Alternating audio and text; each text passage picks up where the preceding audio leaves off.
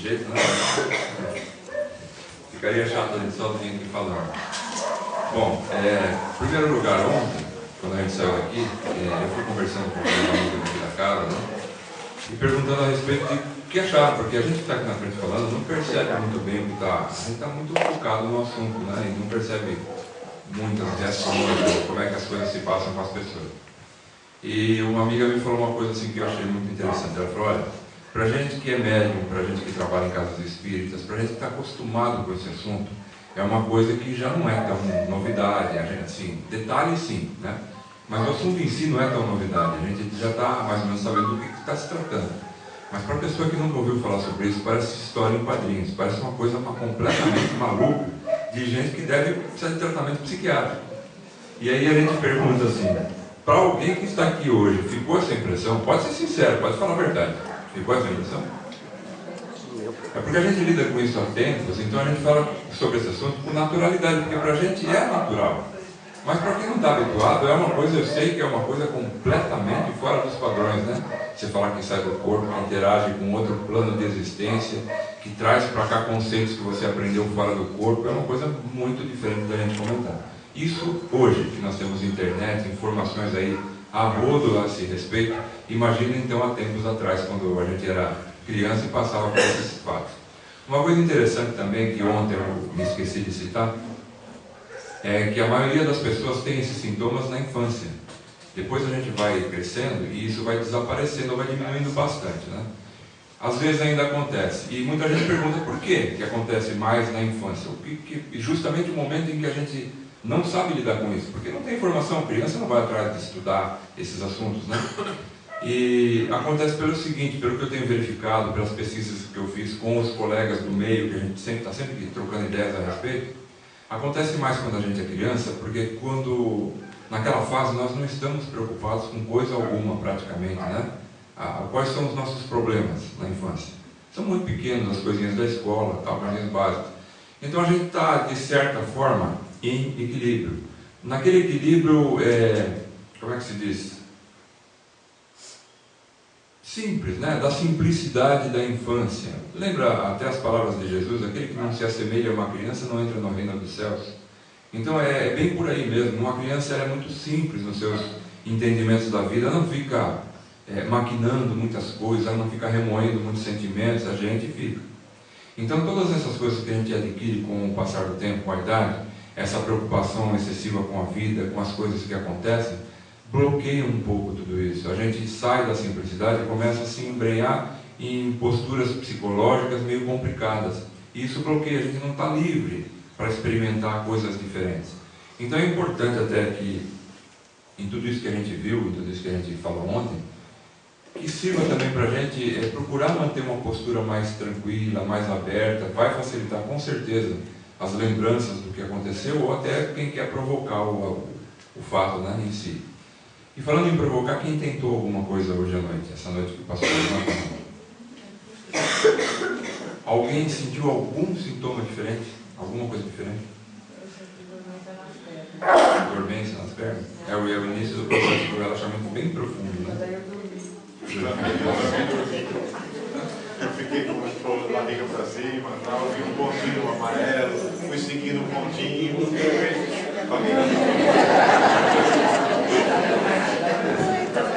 uma vez,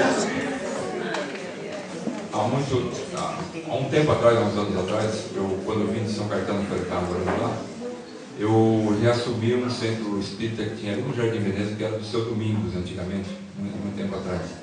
E a gente abriu e começou a tratar de diversos assuntos desse curso lá algumas vezes. E um dia nós fizemos que nem aqui, hoje, um dia teve esse bate-papo, e no dia seguinte a gente se reuniu para comentar mais coisas que faltavam. E aí quando eu fui abrir lá no dia seguinte, um colega na porta dos eufóricos: você não sabe o que me aconteceu? Eu falei: lógico que eu sei. Do que nós estávamos falando ontem, né? E ele teve uma experiência de um dia para o outro, coisa incomum. Se alguém dissesse aqui... essa noite? O que aconteceu? Então, aquele sistema lá de fechar os olhos e ver os pontinhos, aquele sistema de fechar os olhos e ver os pontinhos e procurar ver o que tem atrás dos pontinhos. Então, eu comecei a fazer. Eu dormi e acordei, era 1h e pouco, 2 horas mais ou menos eu voltei a dormir outra vez. E daí foi quando eu comecei a tentar fazer exercício. E quando eu comecei assim, olhar todos os pontinhos, aconteceu aquilo. O corpo adormeceu e eu fiquei acordada. E daí começou aquela trepidação no corpo, deliciosíssima. Tentei prolongar um pouquinho mais, mas não consegui, porque o meu espírito, em seguida eu vi a cena que estava se passando ao meu redor. Eu vi meu filho de costas com a minha nora se beijando, num beijo sublime, assim, angelical, uma coisa bem... Aí, como eu já tive um sonho que uma pessoa querida ia desencarnar, aí eu disse assim, será que vai acontecer alguma coisa com meu filho? E daí eu voltei para o corpo, mas eu voltei tranquila, eu não voltei naquele choque. Então, mas foi muito bom. E sonhei também, eu sempre sonho nítido, mas essa noite foi muito nítido. Eu sonhei com o meu pai, ele me chamou, fez assim, eu olhei, ele sorriu, e eu olhei e fui em direção a ele. A gente saiu andando e conversando, sentamos numa escadaria e começamos a conversar. Aí eu falei assim, ai, a gente precisa ficar mais ou menos escondidos, porque alguém vai pensar que eu sou louca, porque estou conversando e eles não vão ver meu pai. Mas aí, quando nós estávamos na calçada conversando, aconteceu o seguinte, eu vi que outras pessoas viam meu pai também. Então eu cheguei à conclusão de que meu pai não veio até mim, e sim, eu fui até meu pai. Então, foi maravilhoso. Nos damos as mãos e conversamos, olhando um no olho do outro, e eu vi que meu pai estava um pouco abatidinho, assim, com olheiras, mas estava muito bem. Foi muito, muito, muito bom, principalmente a trepidação do corpo, aquela hora. Eu tentei prolongar, mas eu não consegui, porque eu saí em seguida. Foi maravilhosa a minha noite. Eu peço a Deus que te ilumine cada vez mais para que possa passar essas coisas para a gente. Obrigado, muito obrigado pelas palavras e que legal que você teve essa experiência. Sem dúvida não é um sonho comum, né? A gente quando volta com fortes impressões disso que a gente acha que foi um sonho, pode ter certeza, não é um sonho comum, é alguma coisa que se passou realmente. Às vezes o que a gente chama de onirismo, né? Aquela coisa que a gente sonha realmente, se interpõe um pouquinho, então atrapalha um pouquinho nosso entendimento, a gente não entende alguns detalhezinhos ou fica um pouquinho confuso, é natural. Mas isso com certeza foi um fato ocorrido com ela. Eu vou contar uma experiência que aconteceu uns 2 meses atrás, que é muito interessante, porque a gente pensa assim, será que isso não é da nossa cabeça? A gente, como foi dormir pensando nisso, então sonhou isso e acha que isso é verdade? Há uns 2 meses atrás, mais ou menos, a minha irmã, que não está aqui agora, ela dá aula na sexta-feira aqui na casa, e eu na quinta-feira. Então, numa dessas noites eu percebi que a gente vinha voltando de uma situação de auxílio aí fora em algum lugar. Mas a gente não vinha voltando assim, nós vínhamos dentro de um veículo que voava, do tipo desse que o André Luiz comenta no nosso lar. Parecia uma van grandona, né? E a gente sentava um de frente para o outro, exatamente como é narrado naquele filme, e a gente vê naquele filme. E eu me percebi fora, dentro da van e em volta. Eu não sei o que nós fomos fazer exatamente, eu não me lembro disso. Mas eu me toquei assim, porque assim, a gente, muitas vezes durante esse processo, a gente percebe o que está acontecendo quando alguma coisa muito louca acontece. Então a gente fala, pô, isso aí não é normal. Então, por exemplo, a gente está lá no sonho, andando na rua e vê um carro passar voando. Se a gente se tocar e falar, o carro não voa, o que é isso? Aí você se toca, pô, não estou no corpo. Se estiver atento para o assunto, se souber do assunto, fala, não estou no corpo. Estou sonhando ou é real? E aí a gente tenta interagir com o local, com as coisas, e percebe se é um sonho ou não, né? Então eu percebi que estava dentro de um veículo daquele diferente, voando, e nós pousamos em cima de uma laje de uma casa. Estava em obras nessa laje, tinha alguns tijolos, algumas coisas. E aí o pessoal começou a descer, não era, tinha algumas pessoas lá dentro. E naquele momento eu percebi, eu lembrei, porque estava lá, a memória não tinha se apagado, que nós estávamos vindo de uma cidade de interior, que eu não sei qual é, e que a gente foi fazer algum trabalho lá nessa cidade de interior. E eu vi minha irmã na minha frente, dentro do veículo. Aí quando nós descemos, acontece um fenômeno que já aconteceu várias vezes comigo. Eu pego a pessoa assim pelos ombros assim, e não é chacoalhar, mas você acorda a pessoa e fala assim, olha, presta atenção, se liga, se tu acorda, né? Porque a gente está sempre meio dormente nessa situação.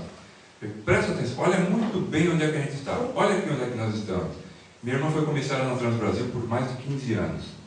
Aí eu falei para ela assim, você já viu o avião pousar em cima de laje de casa? Não. Com aquela mente meio embotada assim, né? Não. Então, eu falei, então, lembra bem disso, não esquece. Amanhã eu vou te perguntar. Não vai esquecer. Eu fiquei reforçando nela aquela coisa de guarda a memória, guarda a memória. E aí nós descemos, desembarcamos, também me apagou o que aconteceu depois, mas naturalmente eu voltei para casa, né? E no dia seguinte, logo de manhã, pensei, essa hora ela já acordou, eu liguei para casa dela. Falei assim, velhinho, porque para mim é velhinho, não importa a idade que ela tenha, né? Minha irmã menor, né? Falei, velhinho, com o que você sonhou essa noite? Não lembro, não sei, acho que foi um sonho meio confuso. Eu falei, por acaso tinha avião no seu sonho? Como é que você sabe? Tinha, mas não era um avião, era um negócio diferente. Ela começou a me narrar exatamente o veículo onde a gente estava, né? Eu falei, você tem ideia de onde que a gente estava vindo? Eu não sei, mas eu tinha a impressão que era de algum lugar do interior de São Paulo. Eu falei, você lembra de ter me visto lá? Lembro, nós estávamos lá. Eu falei, então, tá vendo? É uma constatação de que não é uma coisa da nossa mente. Eu não podia colocá-la dentro da minha mente e viver isso com ela dentro da minha mente. Então nós estávamos realmente no mesmo lugar, experimentando a mesma coisa, e foi possível essa troca de informações. Aí passou uns dias, depois de um tempo passado, eu contei aqui numa quinta-feira, porque o assunto surgiu, né? Eu falei, olha, dá para comprovar esses fatos dessa forma, a gente entende esses fatos dessa forma. E eu achava que estava contando uma novidade, ela já tinha contado para o pessoal da sexta-feira. Já estava todo mundo sabendo. Mas isso mostra para a gente que não é uma coisa que simplesmente é da cabeça da gente. Hoje, muita gente no meio científico, como um documentário que passou no Discovery, da qual eu tirei aquele pedaço, aquele trecho daquele cientista que fez em laboratório, eles fazem assim, eles colocam as pessoas que dizem que saem do corpo, que narram o que acontece, depois ele coloca o meio científico contrapondo aquilo. É sempre assim. Isso acontece dentro da espiritualidade, dentro da ufologia, dentro de todos os estudos que são considerados diferentes, que fogem do padrão. Então eles colocam os opostos e falam assim, você que tira sua conclusão. Né? Mesmo que tem certas coisas que ficam completamente evidentes. Então o meio científico hoje, por exemplo, diz assim, não, mas se a gente coloca um eletrodo no crânio da pessoa que estimula o impulso elétrico no ponto tal do cérebro, provoca essa experiência. Então essa experiência não é real, porque nós estamos provocando ela pelo cérebro. Ora, eles só estão fazendo o caminho inverso, a experiência acontece de qualquer maneira. Tem duas formas de você sair do corpo. Você fazer o relaxamento, fazer o preparamento e sair, ou você estimular aquele ponto, que é o que vai ser estimulado quando você faz o relaxamento. Quer dizer, você apenas está fazendo o caminho inverso, mas o fato é o mesmo. A pessoa teve a sensação de que saiu do corpo. Prova então que ela não saiu, quando você estimulou aquele ponto em específico. E outra coisa, quando a gente está fora, que percebe o fato, a percepção do fato estimula algum ponto no cérebro em específico, que é exatamente aquele onde eles injetam a corrente elétrica. Então eles se apegam nisso dizendo, não é uma verdade porque acontece assim. Não tem nada a ver. É como eles dizem, por exemplo, do fato das experiências de quase morte, um outro assunto extremamente fascinante, muito legal da gente estudar. Tem inúmeros livros falando sobre isso. Pessoas que morreram clinicamente, ficam alguns minutos mortos, e depois são ressuscitadas pelo meio científico, né? Pela ciência que hoje pode, a medicina. Antigamente nem tinha tantos relatos assim, porque a medicina não era tão avançada. E essas pessoas retornam e contam histórias que combinam totalmente com esse assunto do desdobramento, porque elas narram os mesmos fatos, das mesmas maneiras, tá? Além do contato com parentes, com entes queridos também. E o meio científico vem e começa a fazer coisas, tipo, eles colocam o pessoal numa centrífuga que usa na aeronáutica, e faz a corrente sanguínea baixar, sai do cérebro, a pessoa entra tem um desmaio, e fala, olha, o sintoma é o mesmo, ela tem a mesma sensação, a visão de túnel e tal. Mas é claro, o sangue parou de irrigar o cérebro. Quando a pessoa tem essa morte clínica, o sangue também para de irrigar o cérebro. Então uma coisa tem tudo a ver com a outra, está tudo interligado, não tem nada no mundo desligado uma coisa da outra. Inclusive nós, como seres humanos, não somos seres unidimensionais. Nós não vivemos na dimensão física e depois partimos daqui e vivemos na dimensão celeste. Não. Nós vivemos simultaneamente em várias dimensões. E isso é um fato que pouca gente entendeu. Mas é muito simples de entender quando a gente analisa a mediunidade. Como é que alguém que está aqui na vida física, no corpo físico, está recebendo informações de um outro plano? E é outro plano porque eu estou ao lado do médium e não vejo o espírito, mas ele está me dando comunicação. Ele está ali ao lado do médium, passando informações. Como é que ele tem acesso ao médium se não tem um intercâmbio físico, se não tem um intercâmbio ali entre planos de existência? Então nós, o ser humano, é um iceberg. A pontinha desse iceberg está inserida dentro do plano material.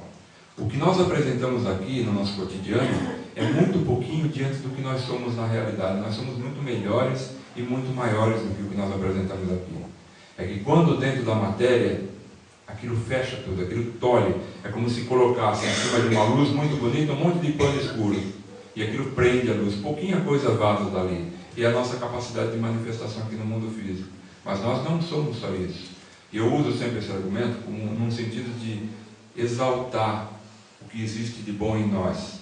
E melhorar ainda mais, investir naquilo que nós temos de bom. Todos nós temos os nossos problemas, isso é indiscutível. Mas todos nós temos também a nossa luz interior, que a gente, por não acreditar, por não dar vazão a essa luz, por sempre achar que não é bem assim, que a gente se menospreza, ela fica apagadinha, ela fica quietinha. E a gente tem que entender que ela existe, que ela está lá dentro, e deixar com que ela floresça, com que ela apareça, porque é isso que vai fazer da humanidade um dia uma humanidade melhor. Quando essa luz de todos nós, individualmente, estiver exalando para o lado de fora. Porque junto com ela sai o amor, sai a bondade, sai a caridade, sai tudo que é bom. E quando a gente irradia isso, isso contamina todo mundo.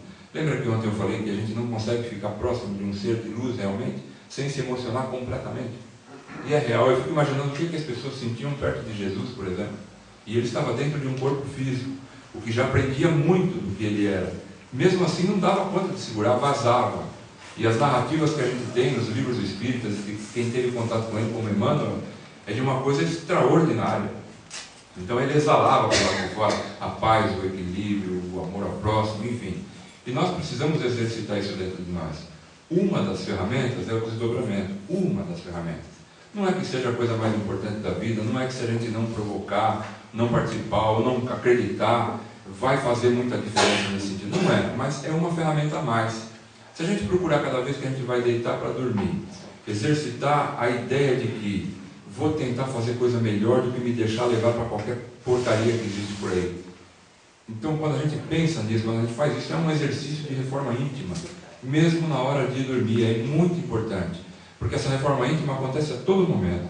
Quando a gente vai conversar com alguém, a pessoa fala alguma coisa que nos deixa irritado, é esse exatamente o momento da gente parar e pensar por quê? Porque eu fiquei irritado com isso que ela me falou. Por que eu não posso aceitar uma crítica construtiva? Porque eu não posso pensar que talvez ela tenha razão, talvez eu seja desse jeito e precise melhorar. Então, a todo momento é o momento da nossa reforma íntima, mas temos que estar atentos o tempo todo para nós mesmos. E esse momento também acontece quando a gente vai dormir. Se a gente simplesmente se entrega e relaxa, e seja lá o que acontecer, normalmente a gente é levado para situações que não são muito legais. Porque a nossa parte inferior tem mais força nesse caso aqui do mundo físico. E nos puxa, nos conduz para coisas não legais. Mas se a gente se programa, então ajuda muito. A intenção disso tudo de ontem, de hoje, mais é nesse sentido, da gente acordar para esse fato, que nós temos uma vida que prossegue enquanto o corpo está dormindo. E é uma vida muito importante, que traz para nós bagagem que a gente pegou do lado de lá, para utilizar aqui no dia a dia. Se a gente for para um lugar que não é legal, o que é que a gente traz para vivenciar no dia a dia? Sentimentos ruins, desequilíbrio, falta de energia porque perdeu energia lá. Muitas vezes a gente é vampirizado do lado de lá quando não está atento. Então tudo isso atrapalha o nosso cotidiano. E se a gente se programa para ter uma experiência legal, para frequentar lugares legais, é muito pelo contrário. A gente tem um dia produtivo, equilibrado, tranquilo, o descanso é maior.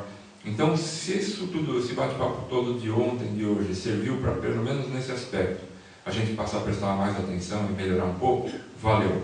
Se servir também para muita gente aqui que atua em centros espíritas, quando vê alguém se queixando lá, olha, à noite eu sinto uns choques no corpo, eu fico travado no corpo e estou preocupado. Se serviu para essa pessoa acordar para que isso não é obsessão, é um caso de desdobramento que a pessoa está vivenciando, e conduzir ela realmente para aquilo que vai colocá-la em calma, em tranquilidade, dizer, olha, fica tranquila, isso é um processo natural. Se apenas relaxa, tenta mexer um dedo, não se assusta.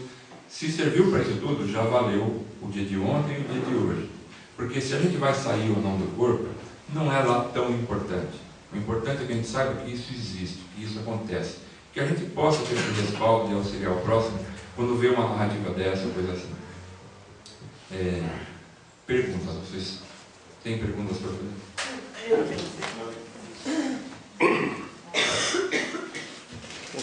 Alguém mais? Eu marquei, esqueci. Alguém mais?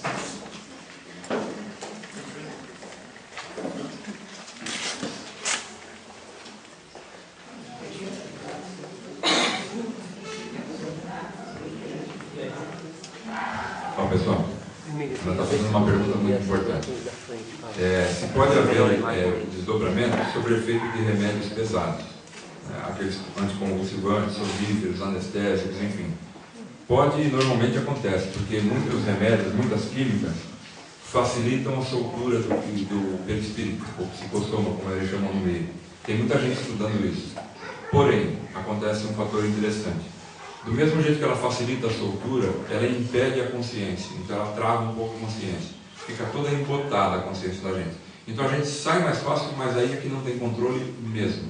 Porque a consciência está embotada, a gente não tem o raciocínio lógico funcionando da maneira correta, e a gente não consegue coordenar a experiência que vai ter. E normalmente é levado para situações inferiores. Porque como a gente não consegue atuar conscientemente dizendo, eu não quero isso, eu quero fazer coisa melhor. Então a gente realmente é carregado na maior parte das vezes.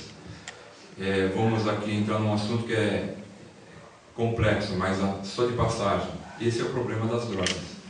Porque as drogas provocam exatamente isso. A cocaína, a maconha e diversas outras drogas, elas provocam uma soltura do perispírito muito fácil e muito rápida. Então a pessoa sobre a ingestão de drogas, ela se desprende do corpo rapidinho. Mas a experiência dela normalmente é muito ruim. E traz muitas sequelas horríveis, que é completamente o oposto do que a gente está pregando aqui. Quer dizer, se você vai para o lado de lá, vá com consciência para saber o que está fazendo, senão é melhor não ir, porque aí você não se coloca em situação complicada. A pessoa que se utiliza de drogas, ela vai sem ter a menor condição de interagir com o meio ambiente onde ela vai, de forma consciente. Então ela realmente é levada para situações muito ruins. Outra coisa, a droga, por soltar o perispírito fácil, ela abre o campo energético da gente, ela escancara aquele campo. É como se a gente montasse um restaurante, um lugar comercial, e dissesse assim, comida grátis. Então ficaria assim de gente sugando aquela comida de lá. Fica assim de entidade sugando a energia de uma pessoa que utiliza droga, porque ele abre o campo energético dele e está doando energia. Ele abre o campo e a energia está vazando. E aqueles que vampirizam essa energia se aproximam.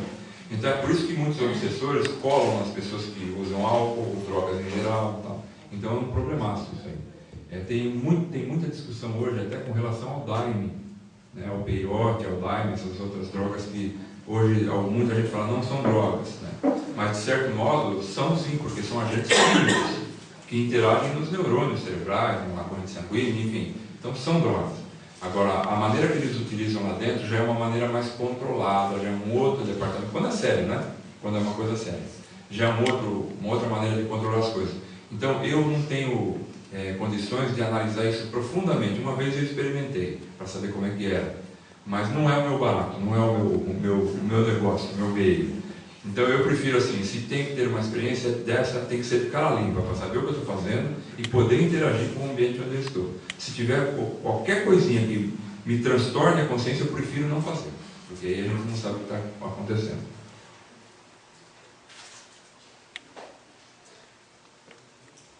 Se no desdobramento podemos visitar outros planetas superiores ou inferiores. Podemos. Não só planetas, mas mundos, né? Lugares, aqui também próximos da Terra, inferiores ou superiores. Quando eu era criança, que essas experiências começaram comigo, eu tinha a minha avó, a mãe do meu pai, eu era o único neto, e a gente se gostava muito, porque naturalmente, né, além de vó, eu era o único neto, e ela desencarnou muito cedo, ela teve câncer naquele período em que câncer não tinha cura, quem tinha esse problema dificilmente se salvava. E ela faleceu logo, e a gente tinha uma ligação muito forte, e eu lembro, pelo que meu pai comentava, ela tinha atravessado a Segunda Guerra na Espanha, então era uma mulher muito vivida, muito sábia, né? E ela lia muito, gostava muito de leitura, e lia sempre livros assim que falavam desses assuntos que existiam naquela época, que eram muito poucos, que falavam sobre o poder mental, o controle da mente, a espiritualidade e tal. Então eu já era uma pessoa mais ou menos informada. E eu me lembro que naquele período que eu começava a sentir esses sintomas, quando o medo passou um pouco, eu me lembro que ela aparecia no pé da minha cama, me esticava a mão e falava assim, vem comigo. E aí ela me levava para lugares diferentes e me mostrava lugares diferentes, onde ela estava e tudo mais. E logo que ela desencarnou, como eu era muito criança, foi o primeiro contato que eu tive com a morte. E me impressionou muito ver ela no caixão, e eu ficava sempre pensando, meu Deus, não é possível. Mesmo eu não sabendo nada sobre espiritismo na época, né, eu sempre ficava questionando, dizendo assim, não é possível que termine assim. A vida não acaba assim, não é possível. Eu não me conformava com aquilo. E eu sempre perguntava assim, onde será que ela está? Para onde será que ela foi? E aí ela aparecia, uma primeira vez ela apareceu no pé da minha cama e falou, vem cá que eu vou te mostrar onde eu estou. E me levou. Eu lembro, do que eu lembro, onde a gente foi, era um lugar que tinha, era como se fosse um castelo. Não era um castelo, tá? Era uma casa, mas muito grande, muito alta. Eu não vi o final dela, assim. E toda de pedra, aquela pedra acinzentada que a gente usa para forrar muro, e às vezes, né? Tudo daquele jeito. A porta que tinha de entrada era a porta-balcão de madeira, mas assim, com 5 metros de altura e muito de largura, era muito grande. E era um salão muito iluminado lá dentro. Na frente disso, era como se fosse um jardim, apesar de não ter muita planta, era como uma área de lazer, vai na frente, né? Tudo isso cercado por um muro de mais ou menos 1 metro de altura, também de pedra muito grossa, e acima desse muro grade de ferro, bastante alto. Dentro desse pátio tinha um chafariz desses de 3 estágios, ele fazia assim, né, aqueles estágios, e jogando água ali. E eu lembro que minha avó, quando me deu a mão, ela falou, vem comigo, vou te mostrar onde eu estou, nós saímos voando, literalmente voando, mas por uma região extremamente escura, como se a gente enfiasse a cara numa lata de tinta preta e abrisse o olho. Você não via absolutamente nada, você não tinha nem noção de profundidade, tão escuro que era o local.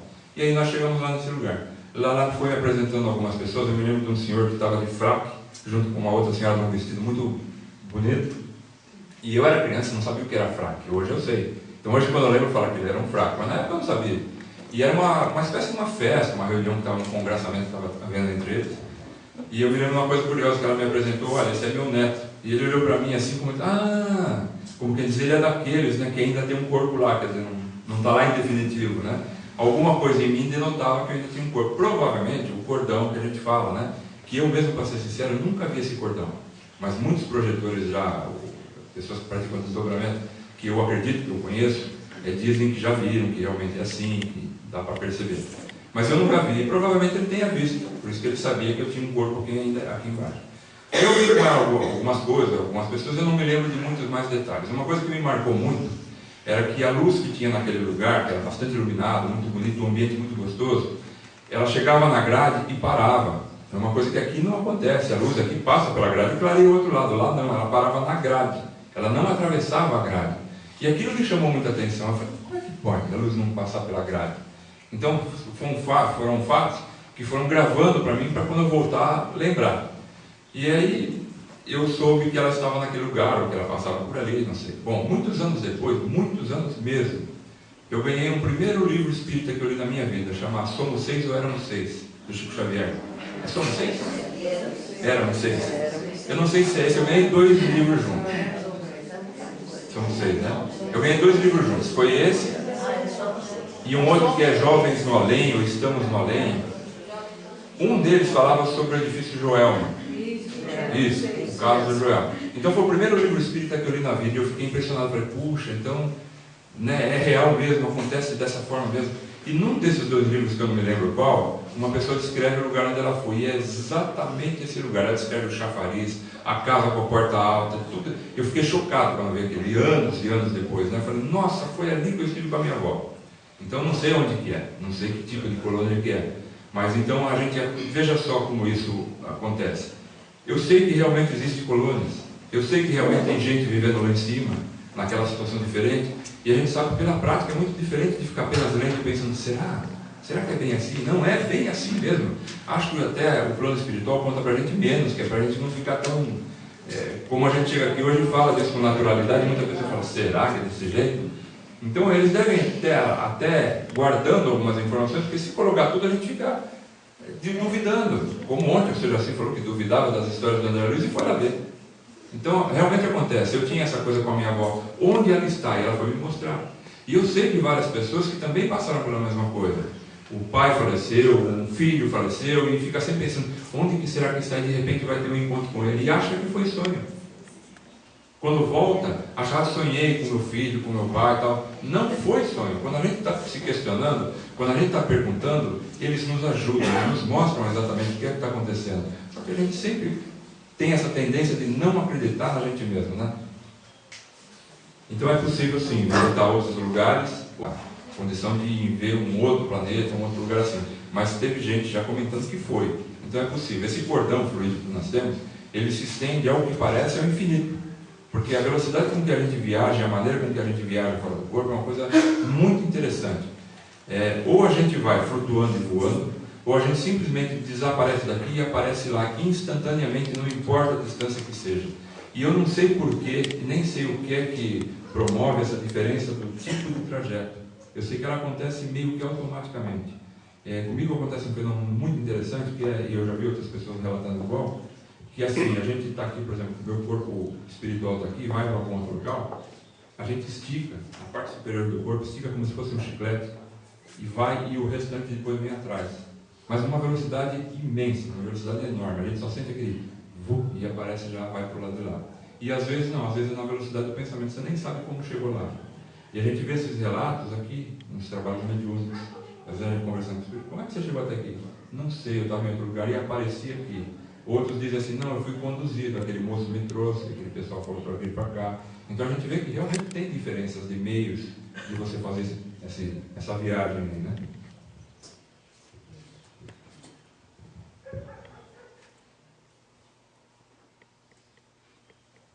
Quais os 3 passos que ajudam no relaxamento do corpo para conseguir o desdobramento? Bom, em primeiro lugar, é se programar para quando for fazer isso aí, estar tranquilo, né? A mente com muitos problemas, esperando alguma coisa, não é legal.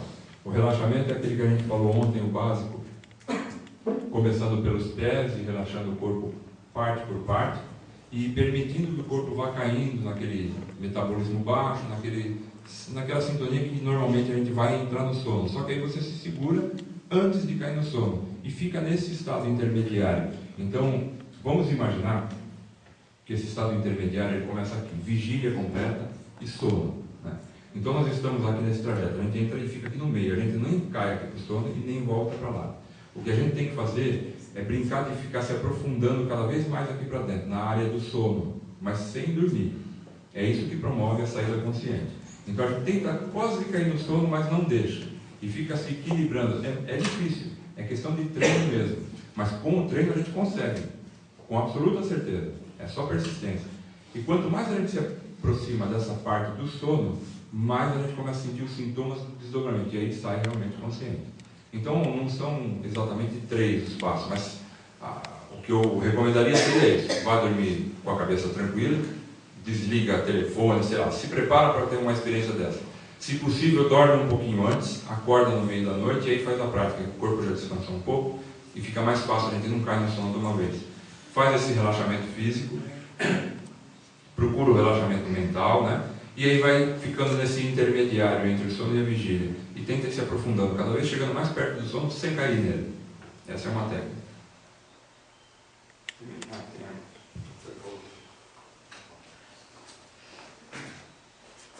Dos sintomas comuns que levam ao desdobramento, se é normal sentir apenas um, e é característica de pessoa.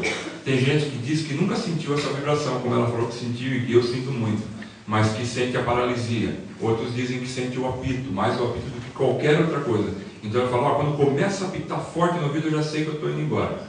Está indo para o sono ou se deslocando, né? Então é assim, é comum.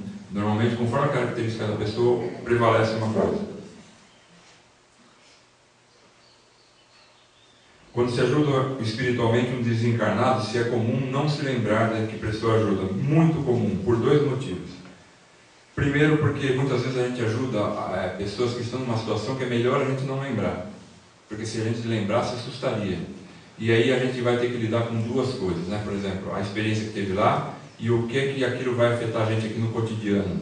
Muita gente veria talvez a vida sob um ponto de vista meio ruim, diria, nossa, a vida é muito complicada, muito difícil, porque o que a gente vê do lado de lá é o mesmo que a gente vê aqui nos trabalhos de desobsessão, nos trabalhos de espíritos sofredores. Quer dizer, o mundo é repleto de problemas criados por nós mesmos. mas é perfeitamente possível de administrar esses problemas, de ir trabalhando em torno deles, e faz parte da atual natureza humana e do ponto em que nós estamos nesse momento. Então a gente tem que ir trabalhando para que isso vá melhorando, e vai melhorando dentro de cada um de nós, e aí refletindo todo. Obrigado.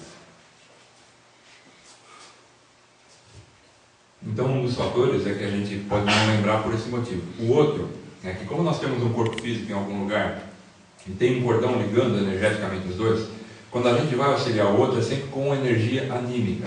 A energia que parte do corpo vai pelo cordão e a gente irradia para a pessoa. Conforme o fluxo dessa energia, quanto mais intenso o fluxo dessa energia, mais a nossa consciência se apaga, mais a gente diminui e vai perdendo a consciência. Então, num trabalho realmente muito bem feito, e que a gente realmente auxilie os outros, nós não vamos lembrar de nada. Só vamos lembrar se algum mentor nosso fizer questão e falar assim, essa você vai lembrar. E aí impõe na gente uma situação para a gente lembrar realmente. Senão a gente não consegue lembrar. Desdobramento de animais. Até onde se sabe, todo mamífero aparentemente se desloca do corpo quando dorme. Não se comenta de outras espécies de animais, o que não quer dizer que com eles não aconteça, mas mamíferos sim, principalmente animais domésticos. Porque tem muitos relatos de pessoas que saíram e fora, junto com eles, estava o cachorro, o gato, tudo que também era dele. Também do lado de fora do corpo físico. E interagem, inclusive. Então tem... eu tive uma experiência semana passada, que eu moro 25 dias aqui, 5 dias em São Paulo ainda. E quando eu fui dormir, a cachorrinha dorme no meu quarto, numa caminha de pano. E quando eu vou para São Paulo, ela não vai. Aí eu aprendi aqui que eu já estava desdobrada. Eu achei que eu estava acordada, mas eu acho que eu já estava desdobrada. Aí eu senti falta dela e eu pensei, Mel, que saudade, você podia vir dormir aqui. E nisso ela veio. E dormiu a noite inteira ali do lado. Acontece muito. E uma coisa interessante, quando a gente está desdobrado, e o animal não, por exemplo, um gato, um cachorro, e a gente chega perto deles, eles veem a gente em desdobramento. Eles conseguem ver espíritos, então. O que a gente já ouviu falar várias vezes, e a gente constata na prática que é real. A gente chega perto deles e se fizer um movimento brusco, eles se assustam. Eu fiquei muito em dúvida se isso era real, mas agora eu acho que realmente é.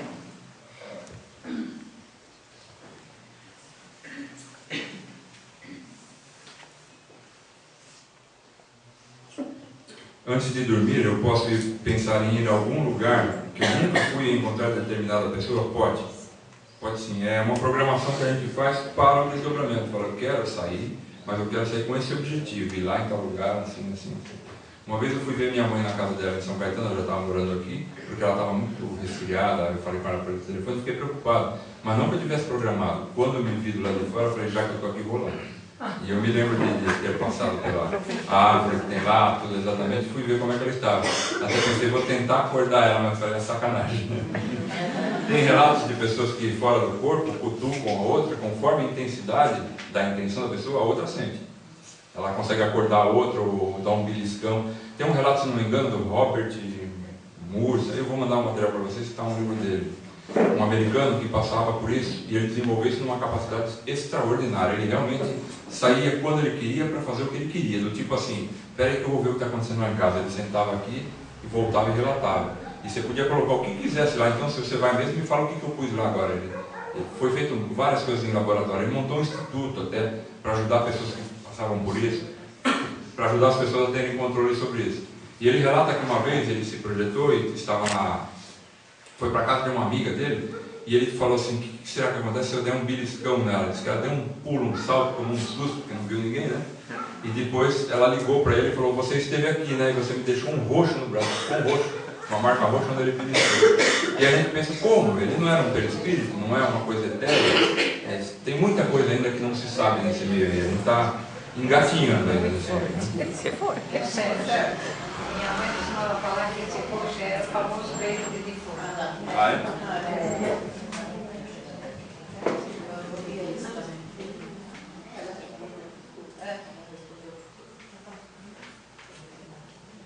Na questão 425, Livro dos Espíritos, Kardec pergunta sobre o sonambulismo, se seria um desdobramento. É um desdobramento, sim, da pessoa, ela se desloca do corpo físico dela mas ela continua controlando o próprio corpo físico como se fosse um mecanismo por controle remoto, vamos dizer assim.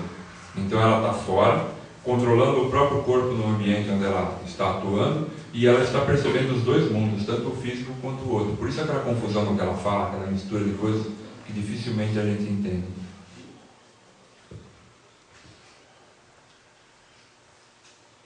O espírito em desdobramento se pode ser filmado, fotografado, ou se existem provas. Ele pode ser filmado, fotografado tanto quanto qualquer outro espírito.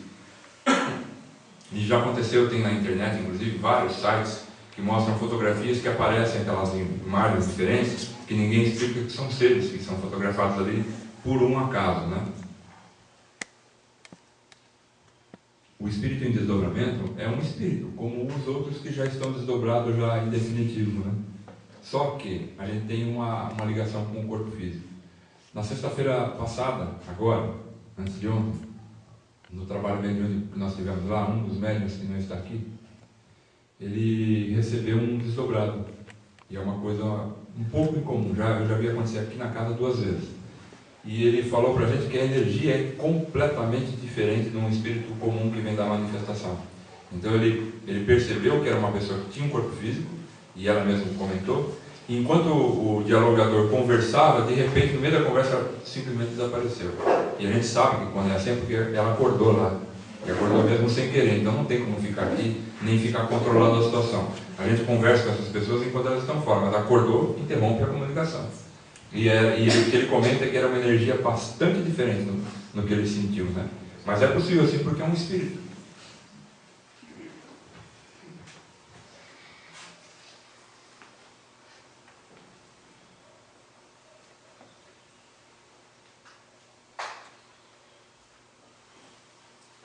Se pode uma pessoa em estado de vigília ver o espírito de uma outra pessoa que está em desdobramento dentro de casa? Pode.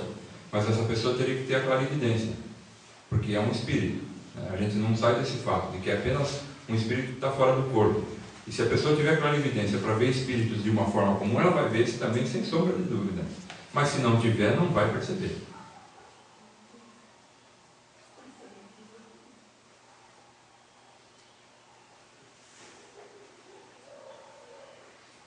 É a mesma pergunta, mais ou menos.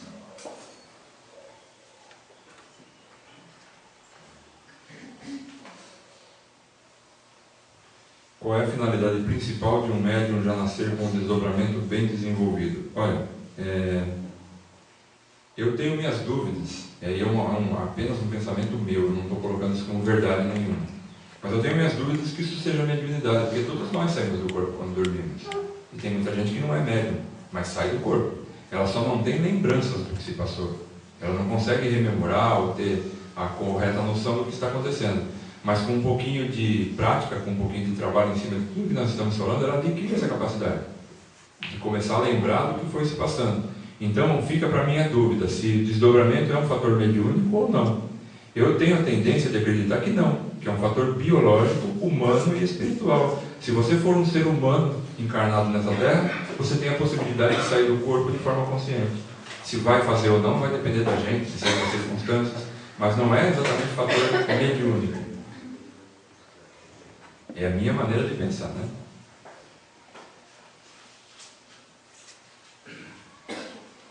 Quanto à finalidade, eu não sei dizer de outras pessoas. Eu lembro que quando eu era criança, minha mãe falava que eu ia ser padre. Porque o primeiro livro que eu comecei a ler assim, com grande interesse foi a Bíblia. Eu não sei porque aquilo me chamou uma atenção fora do comum. E eu lia de ponta a ponta diversas vezes, voltei, não entendia muita coisa, falava não é possível. E aí o Evangelho de Jesus, que é o Novo Testamento, foi o que mais me chamou a atenção. Então o Evangelho de Jesus eu li o da Bíblia umas 200 vezes. Eu li de inúmeros outros autores aí que escreveram a respeito de Jesus, mais um zilhão de vezes. É uma história que eu não me conformava. Desde criancinha eu falava, não é possível que passou pela terra não ser assim. E eu sabia que aquilo era verdade, mas eu tinha grande dificuldade de entender aquilo diante do que eu via na humanidade. Então eu ficava sempre questionando, sempre vendo aquilo. E eu sempre falava em casa, quando eu era criança, que quando eu crescesse eu ia falar sobre isso. Eu ia fazer, de alguma maneira eu ia pôr isso para fora. As coisas que eu tinha experienciado, que eu aprendi e que eu estudava. E aí minha mãe fala, você vai ser padre, na brincadeira, né?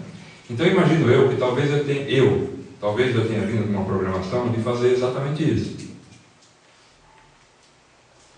Ontem eu tomei uma friagem, agora que eu saí daqui, a garganta está pegando. Fazer exatamente isso, de passar adiante aquilo que a gente vai aprendendo, aquilo que a gente vai vendo. E talvez eu ter tido isso na infância foi uma preparação do tipo assim, já que você vai falar, fala com propriedade, fala sabendo do que você está falando.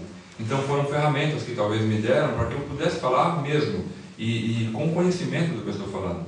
Então dentro desse assunto, aquilo até onde eu cheguei, até onde eu percebi, eu conheço.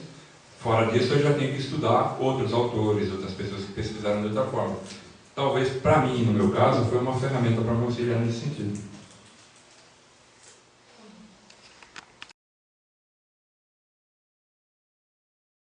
A gente está com o campo áurico aberto, a gente está muito mais aberto para as experiências diferentes, não fica questionando. Uma coisa que se interpõe em todo médium, principalmente quando está despertando a mediunidade, é o raciocínio lógico, né?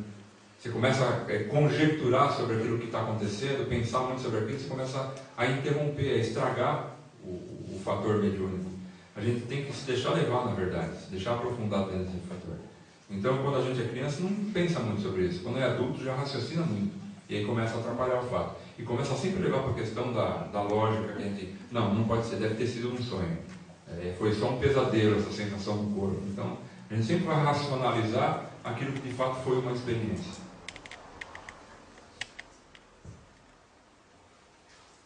Por que a sensação de travamento? Quando a gente sai ou quando volta do corpo físico? É aquilo que eu falei ontem, que é chamado catalepsia projetiva, né, o desdobramento. A gente dorme, sai, faz o que tem que fazer, quando retorna, encaixa no corpo, e a gente desperta, mas o corpo não. O corpo continua dormindo. E aí o metabolismo do corpo está lá embaixo, e a gente ele não consegue despertar, e a gente já está acordadão lá dentro. Então não consegue interagir com ele. A gente, mesmo que queira mexer o corpo, não consegue porque ainda não está totalmente ligado a ele. Os dutos de energia nossa estão lá, estão presentes, nunca foram desligados, mas não está agregado exatamente ao corpo. Se a gente tiver paciência nesse momento e pensar em flutuar, a gente sai do corpo com extrema facilidade. Só pensar em flutuar, só ficar mentalizando, vou flutuar. Ou então, se não quiser passar pelo processo, a gente fala assim, quero mexer um braço, um dedo, ou uma pálpebra, que você piscar os olhos, que seja, já faz a gente retomar a posse do corpo físico. E aí esse travamento desaparece. Isso acontece quando a pessoa tem as câimbras, essas coisas também? Câimbra? É câimbra nas pernas? É desse mesmo processo ou não? Não. Não, né? Não é comum, não.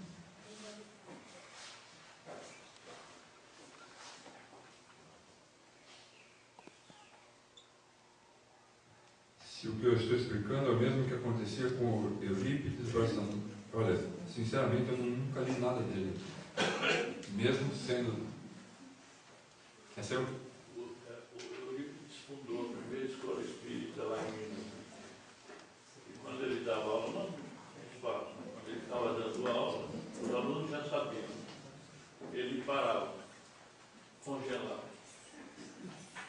E o corpo, o espírito, ele ia em tal lugar, fazia aquilo que devia ser feito, que tinham chamado, né? E ele retornava. Não se descobriu. E constantemente vinha alguém chamá-lo. Então, um fato.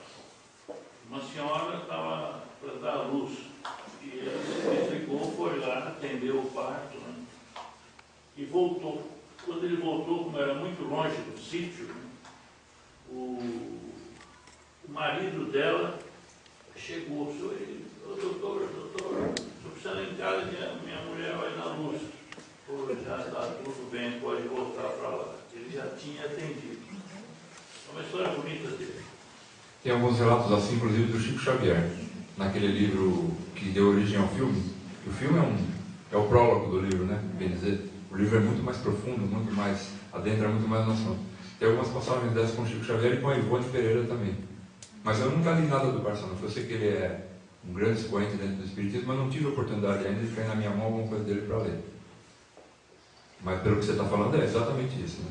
O Valdo Vieira, que psicografava com o Chico Xavier, também tinha essa capacidade, né?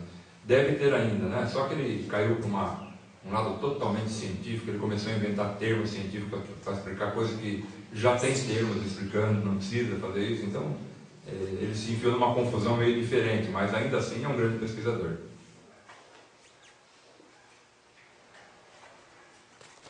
Darmos uma pessoa que está em desdobramento de forma brusca, se pode trazer alguma consequência. Traz aquela mesma que é do quando a gente está travado e tenta gritar, tenta falar, porque quando a gente está dormindo desdobrado, né, o corpo está dormindo, o metabolismo do físico está muito baixo. E aí a gente de repente acorda essa pessoa, ela retorna e reassume o corpo muito rapidamente. Mas isso pode acontecer com qualquer um que esteja dormindo, é o mesmo sintoma. Então o metabolismo dá um salto para cima e aí acontece todos aqueles problemas do estresse emocional disso daí, né? Então, é a única coisa. Problema mesmo, nada disso traz, nada disso traz. A gente já passou, quem não passou por isso? Está dormindo e de repente acontece alguma coisa e acorda bruscamente. Aí toma um susto, né? Dá aquele palpitação, depois passa tudo continua normal.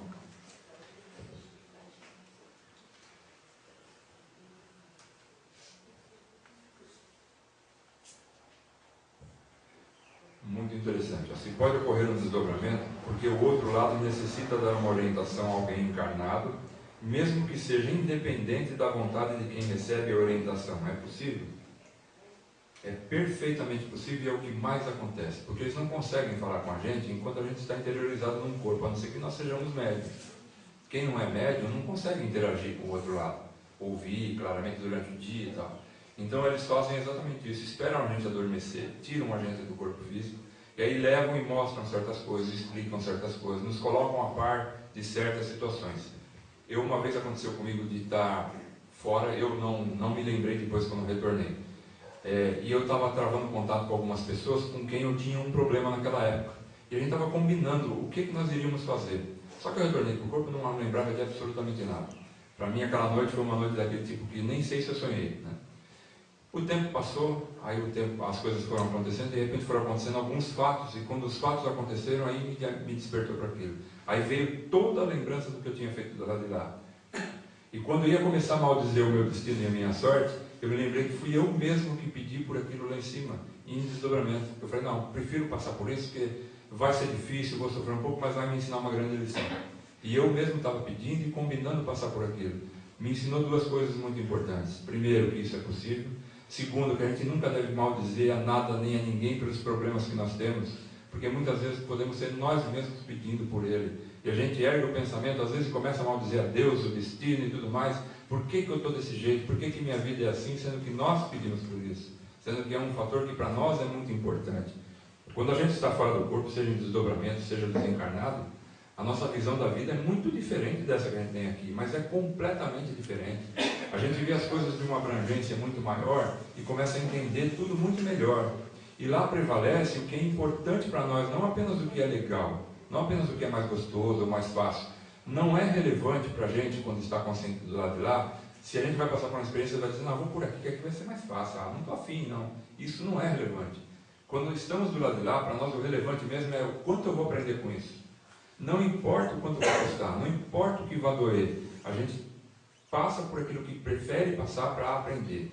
Num livro da Ivone Pereira tem uma passagem interessante de um suicida. Ele já estava na colônia, sendo auxiliado e tudo mais, e ele narra que durante a andança dele por lá, né, conversando com o pessoal que estava lá ao lado dele, falou, eu estou pressentindo que eu vou nascer, novamente, vou reencarnar sem as mãos. Vou nascer com um corpo problemático, defeituoso. E o outro falou, mas por quê? Ele falou, porque já está desaparecendo. As mãos do perispírito dele, formado de mão, já estava sendo recolhido, já estava desaparecendo. E aí a gente se questiona, era Deus? Não, era ele mesmo se programando assim, porque ele tinha tirado a própria vida 2 vezes com as mãos, com um revólver. Então, para evitar isso, ele preferiu nascer sem as mãos. Porque ele pensou assim, vai ser uma vida difícil, complicada, mas eu não vou cair no mesmo erro, eu tenho que levar adiante essa encarnação, não é possível continuar nesse ciclo. Então ele preferiu nascer sem as mãos. Então hoje a gente vê muita gente na rua, às vezes com problemas enormes, né, físicos, mentais e tudo mais, e a gente fica pensando, coitado, na verdade é um tremendo corajoso. Quando não é imposto aquilo para ele, sob uma forma, você vai ter que passar por isso, porque às vezes a gente não quer, né? Fala, não, vai ser muito difícil, eu não quero, não estou preparado, e o plano espiritual fala, vai que é o melhor para você. Mas quando é escolhido pela pessoa, é uma coragem enorme que a pessoa tem para superar um problema muito grave que vem trazendo consequências sérias há muito tempo.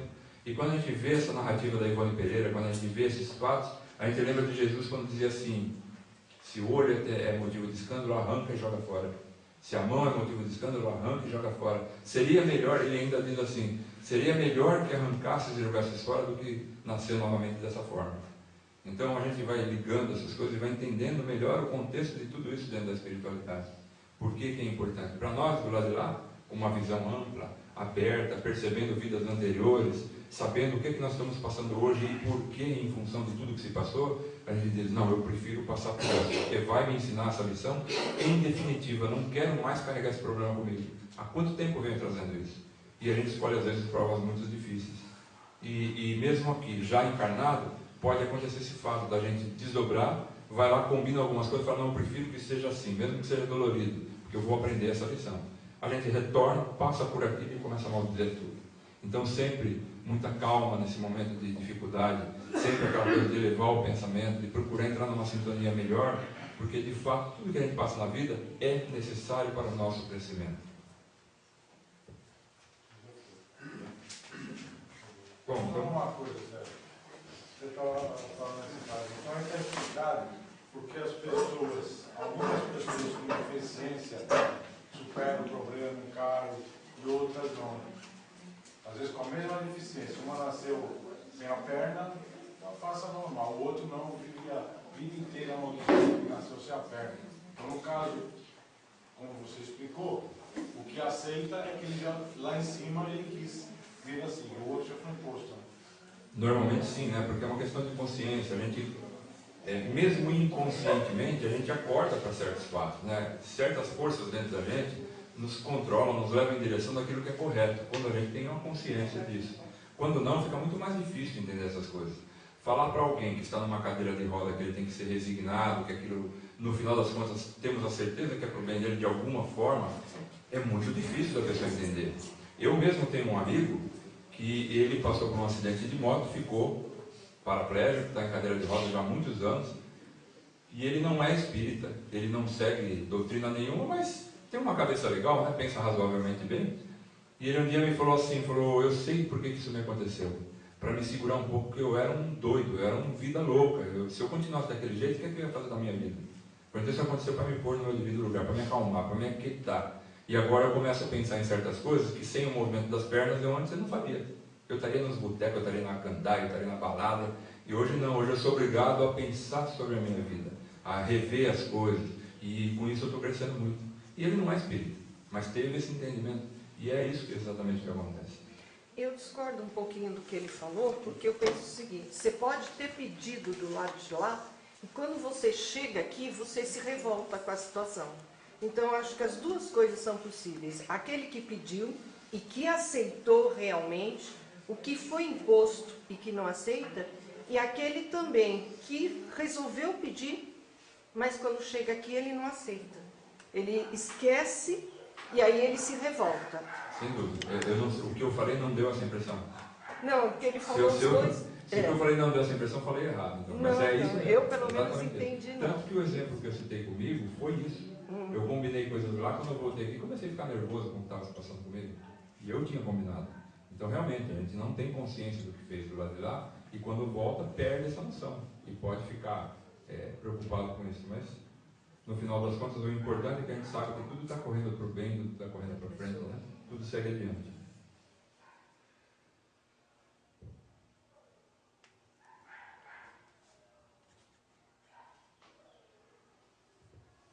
Está aí uma dúvida que eu não vou saber explicar, porque a gente não consegue nenhum relato de criança. Tá? A pergunta é assim, ó. Os bebês têm desdobramento? Sua noção é de um espírito adulto ou é de uma criança?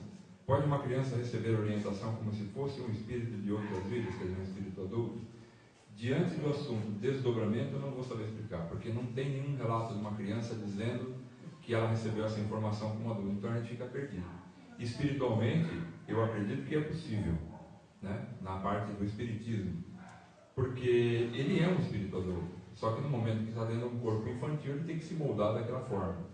Quando é retirado dali por algum motivo para ser explanado alguma coisa, eu tenho a impressão que o plano espiritual não conta para nós a metade do que é possível ser feito. Então eu começo a duvidar do que não é possível ser feito. Eu acho que talvez seja possível sim isso do lado de lá, mas não tenho nenhum conhecimento a respeito desse assunto, se é ou não, se ele recebe a informação como uma criança ou se ele recebe a informação como como um adulto. Se estiver encarnado, para mim, a noção é de que será como uma criança, porque está ligado a um corpo físico, infantil e preso aqui na Terra. Esses dutos de energia que ligam fazem com que ela experimente assim as coisas. Se estiver desencarnado, aí as coisas mudam. Porque aí essa voltar da criança para a fase adulta depende de cada um, né? Então é diferente. Sérgio, e quanto à doação de órgãos? Você doa? Como é que fica do lado de lá? Nós não precisamos de nenhum órgão físico do lado de lá, isso é um fato, né? Mas acontece um problema assim, as pessoas que são muito apegadas à vida física, a gente recomenda que não façam a doação. Porque devido ao apego, o desenlace, o desligamento dela do corpo físico no desencarne é demorado, é mais demorado do que o normal. Então ela pode sentir alguma coisa da retirada, um desconforto. Aí o plano espiritual naturalmente interage, na maioria das vezes, tipo apagando, né, para a pessoa dormir e não perceber e tal.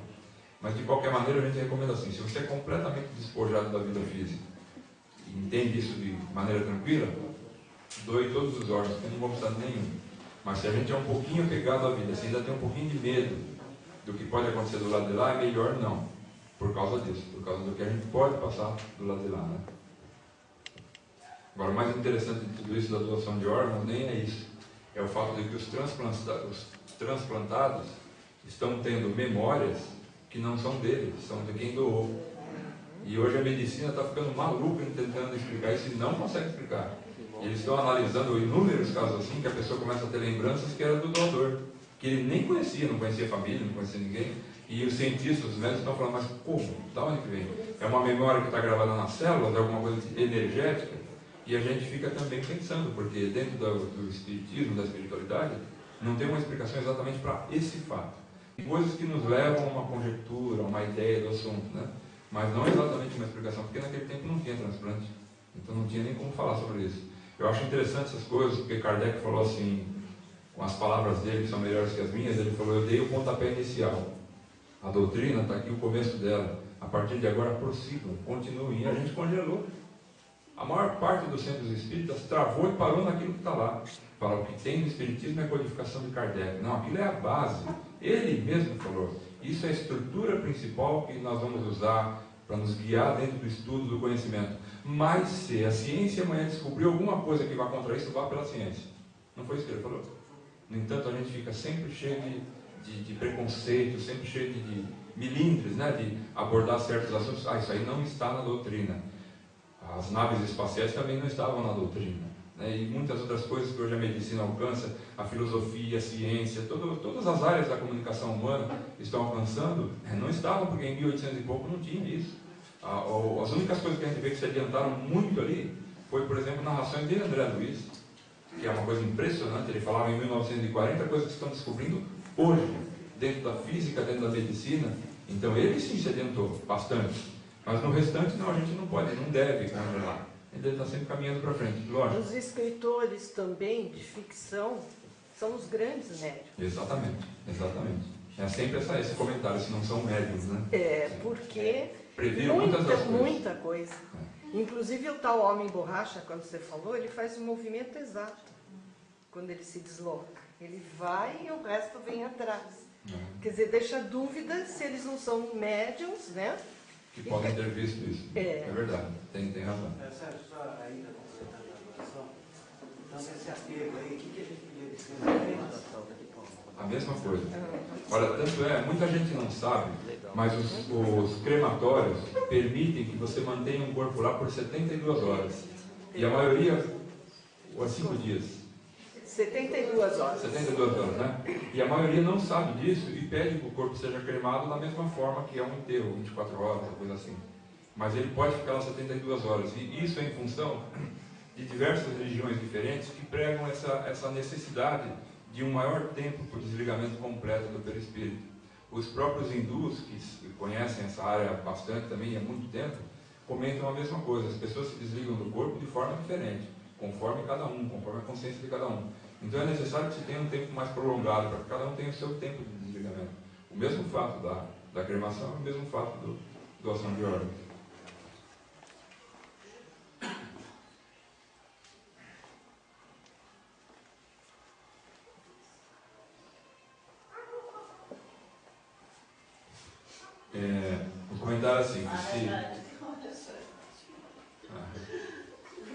Tá.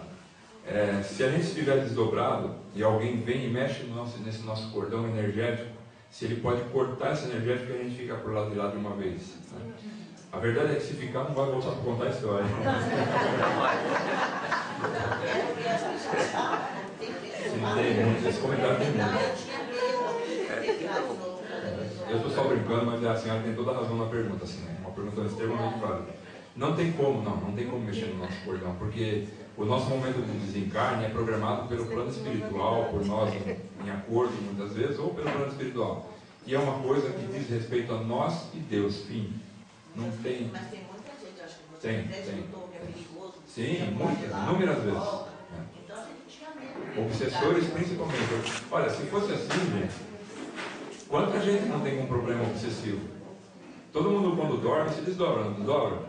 Poxa, a maior coisa mais fácil para o obsessor chegar lá, dar uma tesourinha ali e cortar, pronto. Está na mão deles. Imagina se fosse possível uma coisa dessa. Mas realmente é uma pergunta que é feita muitas vezes, dessa mesma maneira. É uma boa pergunta.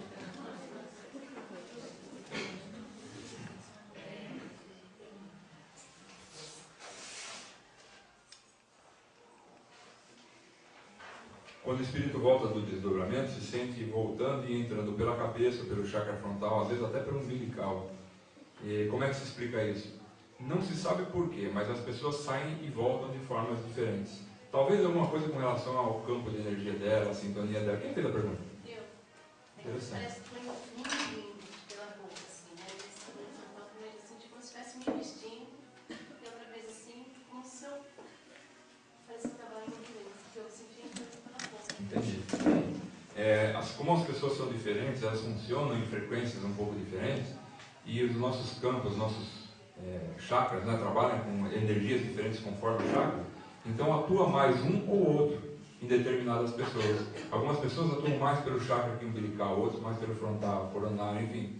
Aquele que prevalece a energia da pessoa é por ali mais ou menos que ela vai entrar ou sair. Mas não é uma regra, né? Às vezes muda, não muda? Às vezes a gente consegue perceber que está sempre entrando pelo topo da cabeça, de repente começa a entrar pelo abdômen, pela garganta. Exatamente, é porque nós não estamos sempre iguais. Quem é que está sempre equilibradinho? Sempre igualzinho. Hoje a gente está de um jeito, amanhã está de outro. Então, conforme muda a nossa frequência, a nossa sintonia, muda o local de entrada e saída um pouquinho, né? Na verdade, a gente se desloca como um todo, né? Não é uma coisinha pequena que sai por um cantinho. Então, a gente se desloca como um todo, mas a maior sensação é naquele ponto que a gente sente, porque a energia sintoniza ali, né? Qual a opinião do Espiritismo sobre a cremação? Exatamente essa que eu comuniquei, que eles não têm nada contra, eles não se opõem à cremação, mas se recomenda que se dê o tempo mais prolongado possível, e esse tempo é 72 horas, mas não se opõem. Eles não dizem nem sim, nem não, eles não dizem nem é o ideal e nem não é o correto. Eles ficam à parte, mas dizem, se for fazer, aguarde 72 horas, porque sabem dessa dificuldade de julgamento de algumas pessoas, né? E quem tem alucinação e convulsão, a pergunta está feita no sentido de que se pode ou não, se deve praticar ou não? O que acontece assim, quem tem alucinação? Em que sentido assim? Em desdobramento? Não, normalmente assim, a pessoa convulsiona, você conhece uma menina que ela tem alucinação, você normal, ela começa a ver coisas, ela inventa coisas. Ah, tá. Bom, já não é bem o que nós estamos comentando do desdobramento, já é um problema diferente, né? Uma coisa diferente. O que a gente sempre recomenda aí são os dois tipos de tratamento, né? O médico, com psiquiatra, com remédios, e o tratamento espiritual. Nunca abrir mão de nenhum dos dois. Os dois em conjunto é que vão fazer o necessário. Mas não tem exatamente a ver com desdobramento, não. Tem a ver com um problema pessoal da pessoa, um desequilíbrio, um distúrbio eletrolítico dentro da corrente sanguínea que provoca um metabolismo diferente, choques elétricos no cérebro, enfim, é uma série de coisas aí que não está exatamente inserido dentro desse assunto, mas o que se recomenda é sempre isso, os dois lados do tratamento. Aliás, em tudo na vida, né? Em tudo na vida, qualquer tipo de problema que a gente tiver, o ideal é se tratar das duas maneiras, corpo e espírito. Nós somos um conjunto, nenhum de nós consegue viver dissociado uma coisa da outra, então é necessário sempre atuar nas duas partes. Certo. E o próprio remédio também, se for muito forte, pode causar Isso sim, porque ele interfere, né, no nosso comportamento cerebral, mental, né?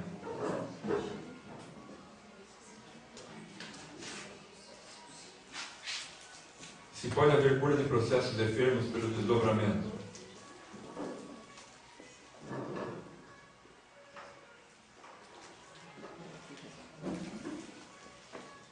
Olha, eu vou ler a pergunta inteira. Pode haver cura de processos enfermos pelo desdobramento? Claro que depende do merecimento do enfermo. Mas se o paciente precisa cumprir uma determinada missão, mesmo que ele não peça a cura por desconhecimento, ele pode ser curado? Pode sim. O que acontece no desdobramento é mais ou menos o que acontece em terapias de vidas passadas, dadas as devidas proporções e métodos aí, né? Porque em desdobramento a gente pode ver certos aspectos de vidas anteriores. Então vamos supor que eu tenho nessa vida uma tremenda fobia por água. E eu não sei porquê, mas eu tenho um pavor de água. De repente me tiram do corpo e me mostram um pedaço de uma vida anterior minha onde eu morri afogado. É interessante, no momento em que eu me conscientizo de que o meu medo vem em função daquilo que eu passei, acabou o problema. Quem trabalha com terapia de vidas passadas, as pessoas que trabalham nisso com seriedade, sabem que é uma coisa interessante. A pessoa tem essa fobia, esse medo, a gente faz o retrocesso da pessoa hipnoticamente, ela volta. Quando ela revivencia, quando ela vivencia aquilo que aconteceu com ela, desaparece o problema. Não é nem necessário um tratamento mais prolongado, na maioria das vezes, né? Mais prolongado com relação ao assunto. Olha, tenta se conscientizar, por isso esquece, vai todo mundo, não precisa. Basta você entender qual foi o problema e aquilo desaparece. Por quê? Porque um problema que ficou muito gravado lá do passado, ficou muito forte, muito marcante na gente, ele ficou no inconsciente. O inconsciente está na mente, e a mente está no espírito, não está no corpo. Então a gente trouxe essa mente da outra encarnação para essa. Nasceu num corpo de criança, completamente ignorante de tudo. É um computador zerado. Entrou um software ali dentro que é o espírito. E começa a passar para aquele corpo novo, para aquele cérebro novo, todas as informações que está adquirindo do meio que ele está convivendo agora, a nova vida, mas ao mesmo tempo está irradiando do subconsciente constantemente tendências, possibilidades, senão não teríamos crianças prodígio. Criança que está tocando piano, como nunca estudou, de onde veio isso? É mágica? Então tudo tem um porquê. Da mesma forma que as coisas legais começam a irradiar para o lado de fora na criança e começam a manifestar tendências legais, ou às vezes não legais, a criança, a gente vê que já tem um lado mais agressivo, que não é muito comum, enfim. Dessa mesma maneira começa a manifestar o medo daquilo que ela passou no passado. Ficou gravado tão profundamente, tão a ferro e fogo, que aquilo incomoda. E começa a jogar aquilo para fora. E aquilo que está sendo jogado para fora, o inconsciente está dizendo assim, por favor, observa que eu estou aqui, me trata, perceba que eu estou aqui. É essa a função dessa mensagem. Aí quando a pessoa faz essa terapia, regride, ou tem um desdobramento e vê, ela fala, por isso que eu tenho medo de água, acabou o problema. Então, às vezes, em algumas vezes, claro, é necessário estender um pouquinho mais o tratamento, mas normalmente isso resolve por si o problema. Mas Sérgio, olha, a pessoa que já tem isso, mas não sabia que isso era isso. Agora, com a sua palestra, a pessoa que ela já está entendendo, ela então tem aquela maior facilidade de fazer esse desdobramento. Então, ela pode fazer em menos tempo de uma pessoa que está começando agora, não pode? Sem dúvida nenhuma. Pelo conhecimento, o que ela já passou e agora o conhecimento que ela está adquirindo. Sem dúvida nenhuma. E é essa a função de eu ter vindo aqui. A gente, espero que não tenha ficado nenhuma impressão que a gente vem aqui para falar bobagem quanto a vantagem, nada, porque, como eu disse, não sei se é vantagem alguma, né? Se fosse bobagem, nós não estaríamos aqui hoje. Mas é exatamente esse sentido, a gente entender o que está acontecendo com a gente. Olha só, ontem eu fiquei com a impressão que algumas pessoas tinham algum processo diferente. As perguntas que a gente está recebendo aqui são de pessoas que estão passando pelo processo. São perguntas de quem experimentou, senão não faria esse tipo de pergunta. Então, na verdade, tem muito mais pessoas sentindo o processo de desdobramento, percebendo que estão quietinhas aí, não está falando muito, falou agora por escrito aqui, fazendo a pergunta. Então, acontece muito, isso é muito frequente com muita gente. É só questão de percepção ou não. Sérgio, mas a percepção ou não, que nem ele está tentando, vários de nós estamos tentando, aqueles que já vêm desde bebê com essa percepção, não teriam já, vamos dizer assim, uma missão, porque vai, é consciente, lembra, pode orientar e recebe instruções. Enquanto que muitos de nós adultos ainda estamos tentando desenvolver isso. Isso não seria também já uma forma, aquela pessoa já vem com isso desenvolvido para uma determinada missão, uma determinada coisa. Pode perfeitamente, eu acredito até que seja o meu caso. Porque eu tive um filho assim, e ele tinha muitas coisas, e ele dizia que falecia aos 20 anos e faleceu. No lugar, na hora, tudo certinho. Mas ele já veio um bebê diferente.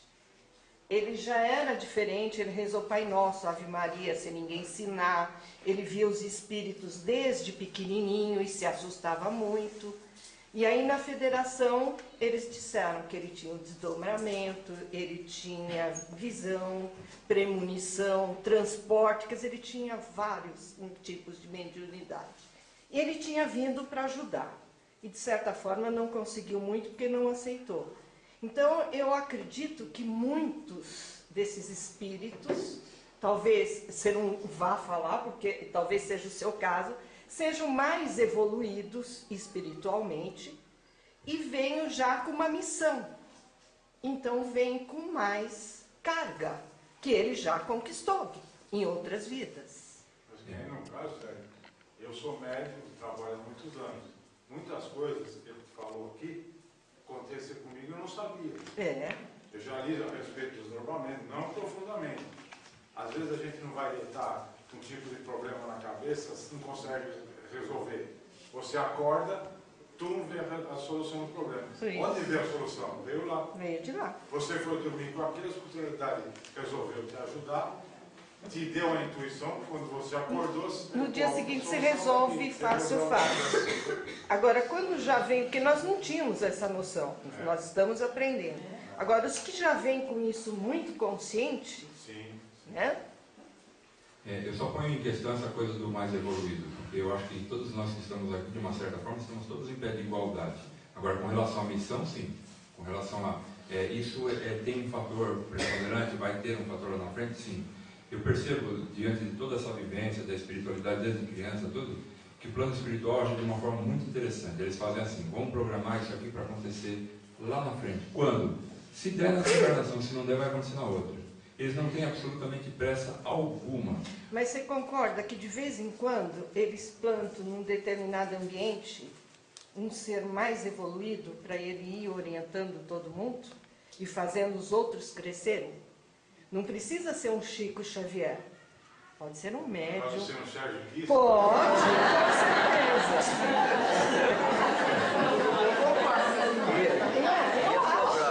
Porque aí a gente vai convivendo e vai sugando o que ele já aprendeu. Não, ia sobrar. Não brinca não, porque isso é perigoso. Essa coisa é perigosa. Não vou nem de falar Não, mas mas... Eu vejo assim. Sim, mas é porque eu passei por isso. Sim, você estudou e está passando o seu estudo. Vamos imaginar que a evolução do ser humano acontece dentro de 1 metro. A gente sai do zero e tem 1 metro para percorrer para estar perfeito. Né? Então nós estamos todos aí, caminhando dentro desse 1 metro. Então tem gente que está aqui nos primeiros 2 centímetros do metro, vai, a proporção. Tem gente que está 2 centímetros, 0,0000 não sei o que, e fala, eu sou mais evoluído. Poxa! 0,0 não sei o que diante de 1 metro não é nada. Então essa coisa do mais evoluído para a gente é muito insignificante no sentido de que o que nós temos que percorrer é tão longo, é tão grande o nosso crescimento que se torna irrisório. Né?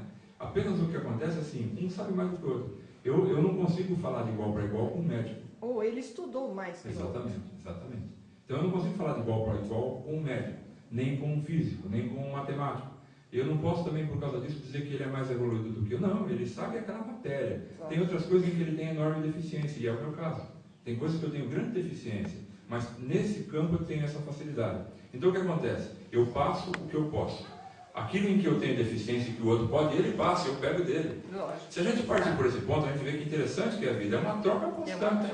Aí estamos o tempo todo trocando informações. Agora eu queria dizer uma coisa para a senhora. Talvez o filho da senhora veio para passar muito pouco tempo, porque era muito pouca coisa que ele tinha para fazer. Ele já fez muito. Então ele veio aqui só para acabar de cumprir um pequeno pedacinho. Exatamente. Então, não falhou não. Não é falha. Não, eu digo que ele falhou porque, e eu já tive comunicações nesse sentido, porque ele veio para ajudar e ele tinha sido frade franciscano em várias encarnações. Então ele nasceu católico apostólico romano. E ele veio para trabalhar com a energia de mãos. E a aquela coisa que ele trouxe, aquela carga de religiosidade, atrapalhou. Ele chegou até a ir comigo, que eu fui ao centro por causa dele, na federação. Mas ele tinha medo. Então ele não usou isso. Ele trabalhou com jovens, em grupos de jovens, mas tudo dentro da Igreja Católica. E falhava muito, porque agora eles ainda têm já um grupo mais jovem que acredita em muitas coisas, mas naquela época não.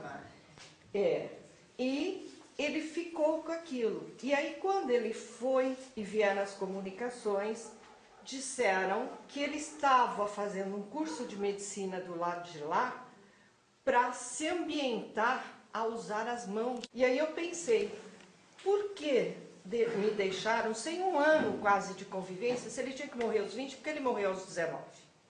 Aí o mentor da casa parou os trabalhos, virou e falou, filha, onde você pôs os 9 meses de gravidez?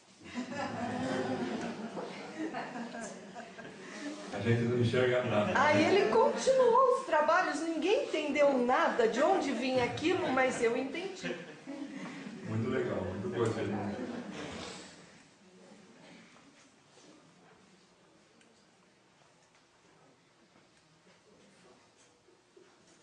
A hipnose pode ser considerada como desdobramento? A hipnose pode provocar o desdobramento, ela pode auxiliar no processo da pessoa se desdobrar. Aliás, terapia de vidas passadas, há quem diga que é um tipo de desdobramento, né? O esquizofrênico consegue fazer o desdobramento mais rápido? Eu não sei se mais rápido, mas todo ser humano sai do corpo, com problemas ou sem problemas. Há algum tempo atrás, talvez um ano, não, mais, uns 2 anos atrás, acho. Eu faço a parte do diálogo com espíritos que se manifestam nos médios, no meu trabalho mediúnico. Então eu recebi um menino e ele ficava indignado como é que ele estava conversando comigo, porque ele falava assim, como é que eu estou falando com você? Eu não falava. E ele não tinha entendido que tinha desencarnado, né? Aí eu fui conduzindo a conversa e percebi que ele tinha nascido com paralisia cerebral. Então ele tinha um problema gravíssimo, né? E ele começou a me comentar que o pai e a mãe dele falavam com ele no berço, que um tratava assim, outro tratava assim, ele sabia tudo, ele percebia tudo. Então eu falei, poxa, que coisa interessante. As pessoas que estão em coma têm absoluta consciência do que está acontecendo à volta delas, a maior parte. As pessoas que têm esses problemas que a gente fala, ele não sabe que não está nem ouvindo, está ouvindo sim, e está gravando muito bem. Porque o menino falava a maneira que a mãe tratava, que o pai tratava, quem ele gostava ou não, problemas que ficam lá, né? Mas o importante é que ele disse assim, quando eu fiz ele entender, eu fui conduzindo a conversa muito lentamente para ele entender que tinha desencarnado, porque eu estava com medo, qual vai ser a reação dele? É uma criança, né? Então eu fui com muito cuidado. Tal. Quando ele entendeu, ele ficou cheio de alegria, de um sorriso, assim, falou, eu sabia que a gente não morreu, eu sabia que era assim. E ele ficou todo feliz, porque ele falou assim, uma noite eu estava lá no berço, e minha mãe já não conseguia quase me pegar e tudo, e aí veio um moço tudo cheio de luz, e me levou para um lugar e falou assim, um dia você vai viver aqui. Ele falou, é um lugar muito bonito. Eu estou indo para lá, falei, tá indo para lá. Então não importa o problema que a gente tem, quando fora do corpo tudo muda, né? Meu pai, quando entrou em coma, minha mãe conversava com ele, e quando ele voltou, ele falou tudo que ela tinha falado para ele, né?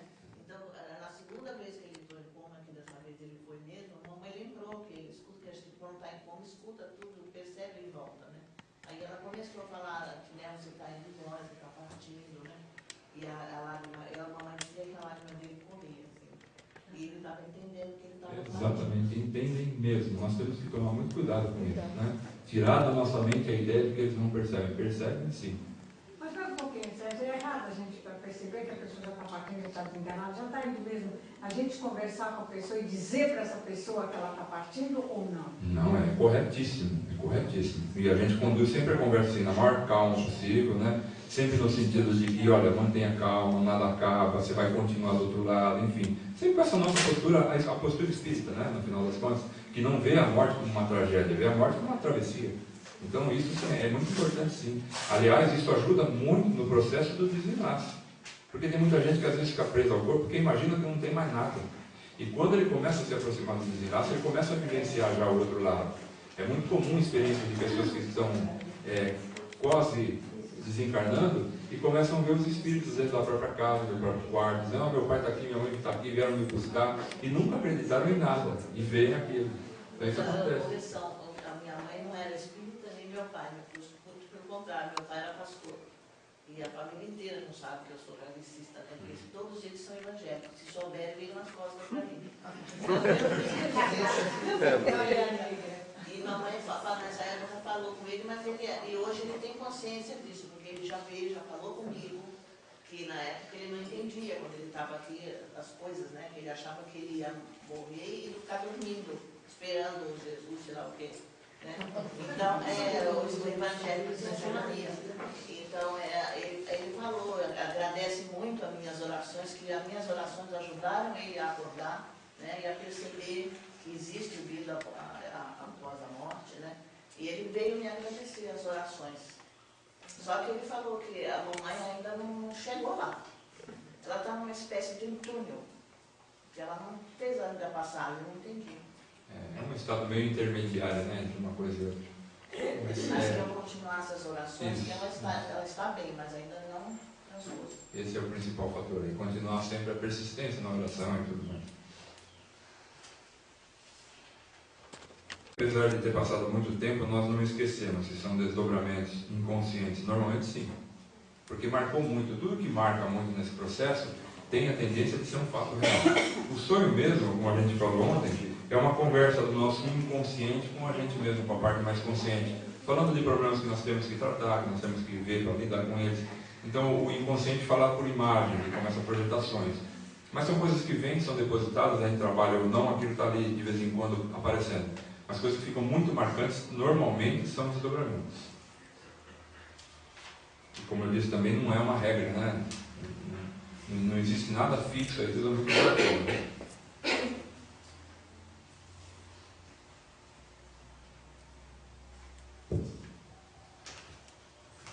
Obrigado.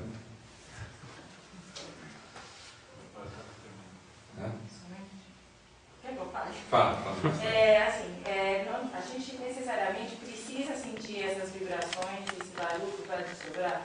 Porque ontem eu acho que eu desdobrei. Eu estava nas minhas tentativas de noite, eu acordei de noite e comecei a tentar. E eu sentia que eu estava quase conseguindo, mas aí depois eu dormi. Eu acho que eu dormi. Quando eu acordei de novo, eu lembrei dessas 3 tentativas, mas aí eu lembrei que eu não estava no meu quarto. Eu estava no quarto com 3 camas de solteiro. E no meu quarto é uma cama de casal. Então aí eu fiquei pensando, eu estava tão consciente que eu estava fazendo a tentativa, mas eu não senti nada, eu não senti essa passagem de vibrar, de ou barulho. Muito bem colocada essa pergunta, porque ontem eu me esqueci de falar um detalhe. O que eu falei, tudo isso da gente sentir o barulho e tal, perceber que está saindo, levantar e o corpo ficar, perceber todo esse processo de saída não é muito comum. Normalmente a gente tem o que chama no meio, a gente chama de gap, é uma falha da consciência no momento do deslocamento. Então a gente não percebe a saída, quando percebe já está do lado de lá. Fez a prática sim para sair, aí começa a sentir aquela vibração, fala, acho que eu vou, aí pufa, apaga. Aí quando percebe, quando acorda, já está do lado de lá. Então não percebe o levantar, o ir, o fazer e tal, já se vê do lado de lá. Isso é o mais comum, aliás. Esse é o mais comum. O perceber todo o processo é que é incomum. Já pouca gente passa por se perceber todo o processo. Então é assim mesmo que acontece. Eu me lembro de uma vez, só a título de experiência, que a gente vai ganhando experiência e vai ligando as coisas. Uma vez eu acordei de manhã e continuei na cama, sabe aquela horinha que a gente faz que ainda é cedo, né? E continuei na cama. Minha esposa sempre levanta mais cedo que eu, vai fazer café e tal. E eu comecei a sentir essa vibração. Falei, vou sair, legal, né? E aí percebi escorregando para baixo da cama, me levantei e vi que eu estava na minha casa, no meu quarto, tudo como era. E fui para a cozinha, falei, vou dar um susto nela. E eu sempre falo isso para ela, agora eu vou provar para ela, né? Foi dar um susto, não que ela já conhece, mas quando eu cheguei na cozinha ela não estava, e eu achei estranho, falei, como é que ela não está? Ela estaria fazendo café, nunca aconteceu dela acordar e sair para algum lugar, né? Eu achei aquilo estranho, mas não estava lá, falei, o que eu faço? Aí eu comecei a experimentar, atravessar coisas, para ver que tipo de sensação a gente tinha, como é que era isso, né? Porque eu estava muito consciente, então muito consciente eu queria ter certeza como é que era. E eu tenho, na cozinha, onde tem a pia, é um vidrão, aquelas janelas que é um vidro bem grande, né? Que é praticamente só vidro, né? Tem uma frisinha de alumínio. Eu falei, vou atravessar o vidro para ver como é que é. E passei pelo vidro. Aí fui para a sala, é uma porta-balcão que a parte de vidro fica sempre aberta, é só uma madeira que fica fechada ali. Falei, e a madeira? Aí atravessei a madeira. Aí fui atravessar a parede, o tijolo. E foi interessante que quando eu enfiei o rosto assim dentro do tijolo, eu vi ele por dentro, como é que é o tijolo com a massa, toda aquela sujeira, entendeu? Porque eu fiquei com o rosto colocado ali dentro. E nisso, de repente, me veio aquele medo, e se eu ficar preso aqui dentro? Instantaneamente, no momento que veio o medo, a parede se densificou, ou eu, né? Aquilo ficou denso e eu fiquei preso realmente, eu não conseguia passar, eu percebo, eu não tentei, mas eu percebo que eu conseguia voltar, mas não passar. A parede se tornou sólida para mim, pelo medo a parede se tornou sólida, e eu não conseguia atravessar. Aí imediatamente, como eu já estava acostumado, eu falei, peraí, que bobagem, não tem nada a ver uma coisa com outra, isso não existe. Ela se afrouxou e eu passei. Aí eu percebi que passava tranquilamente. Quando eu retornei e tal, aí levantei de vez, né? E fui falar com a minha mulher, escuta, aconteceu de eu sair assim, você não estava aqui, o que aconteceu? Ela falou, não, aqui não tinha café, eu fui no pau.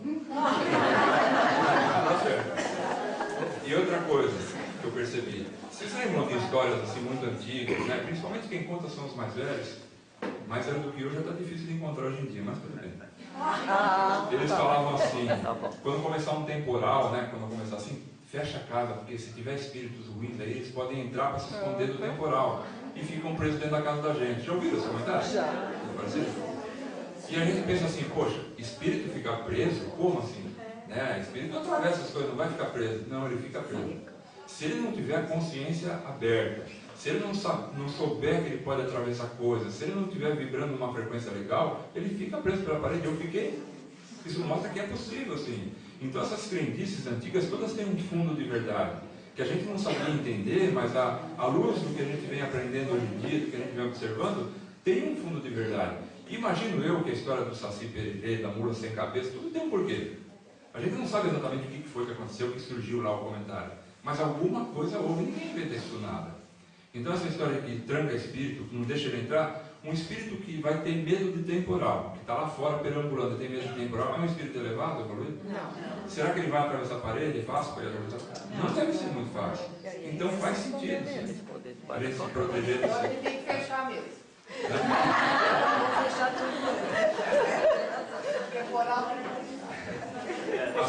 Assim como a gente ouve também nas reuniões mediúnicas, espíritos dizerem que não conseguem passar pelas portas, que tem que estar a porta aberta, senão ele não entra. Ele fala, como? Mas não é um espírito? Como é que ele não entra?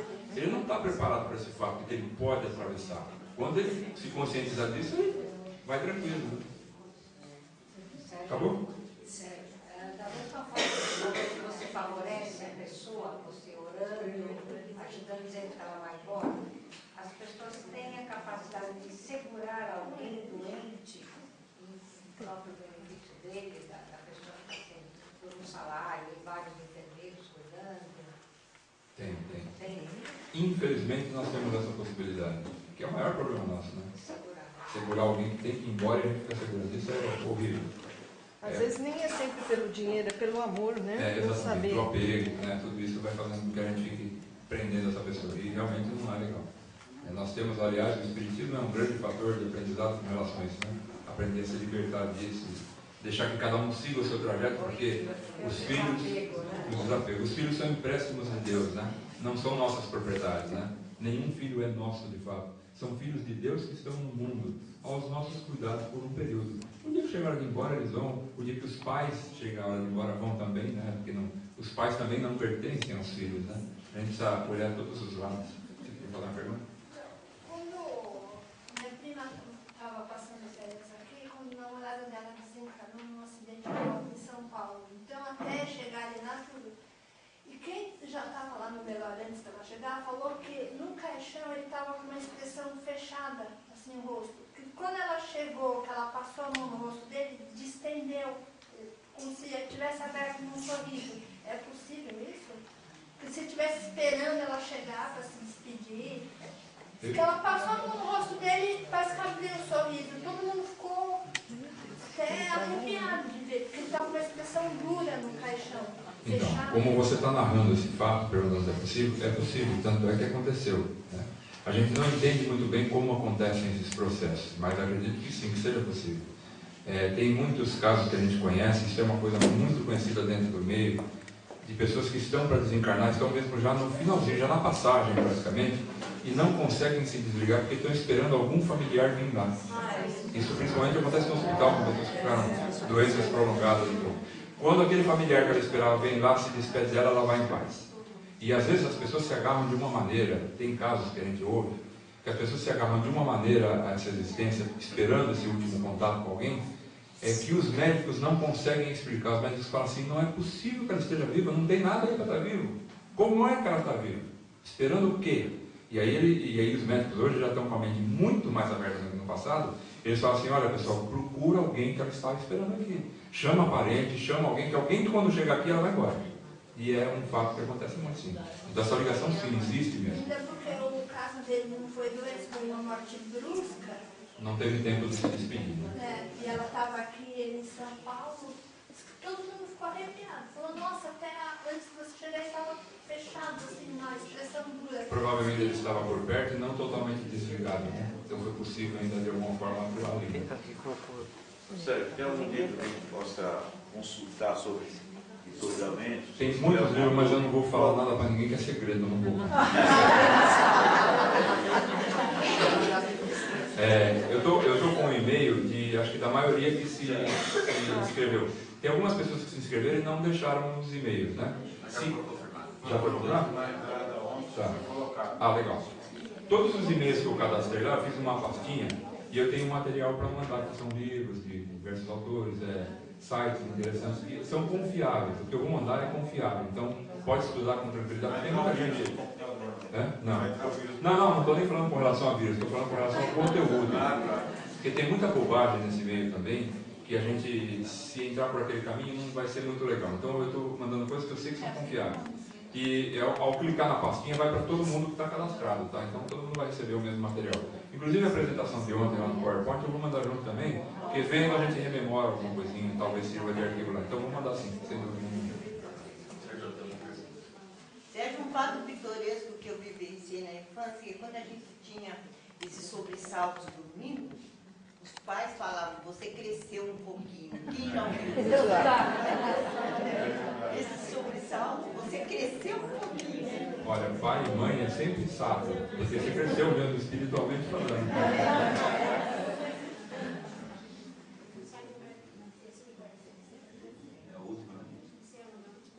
Em desdobramento pode haver abdução, abdução do espírito, né? Se o espírito é conduzido para algum lugar diferente, pode ser.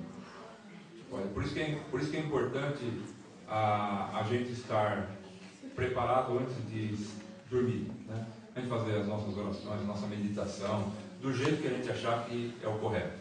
Não tem uma fórmula para isso. Então a gente se prepara para evitar que alguma coisa dessa aconteça. Mas a gente pode ser reconduzido, pode ser conduzido por algum espírito que não é afim da gente, que não gosta da gente, ou seja, no final das contas, um obsessor, né? Eu estou falando em termos espirituais, não estou falando em outra coisa com abdução, tá? Então eles podem, por exemplo, desviar a gente para alguma coisa.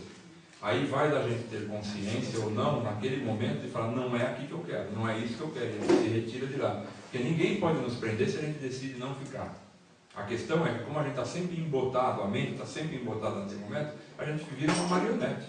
E essa também é uma das funções desse bate-papo nosso de hoje.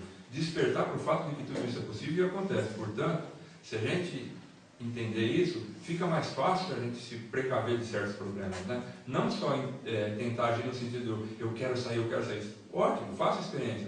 Mas principalmente no fato de que eu sei que isso existe, vou ficar atento, para não me deixar levar por situações complicadas, né?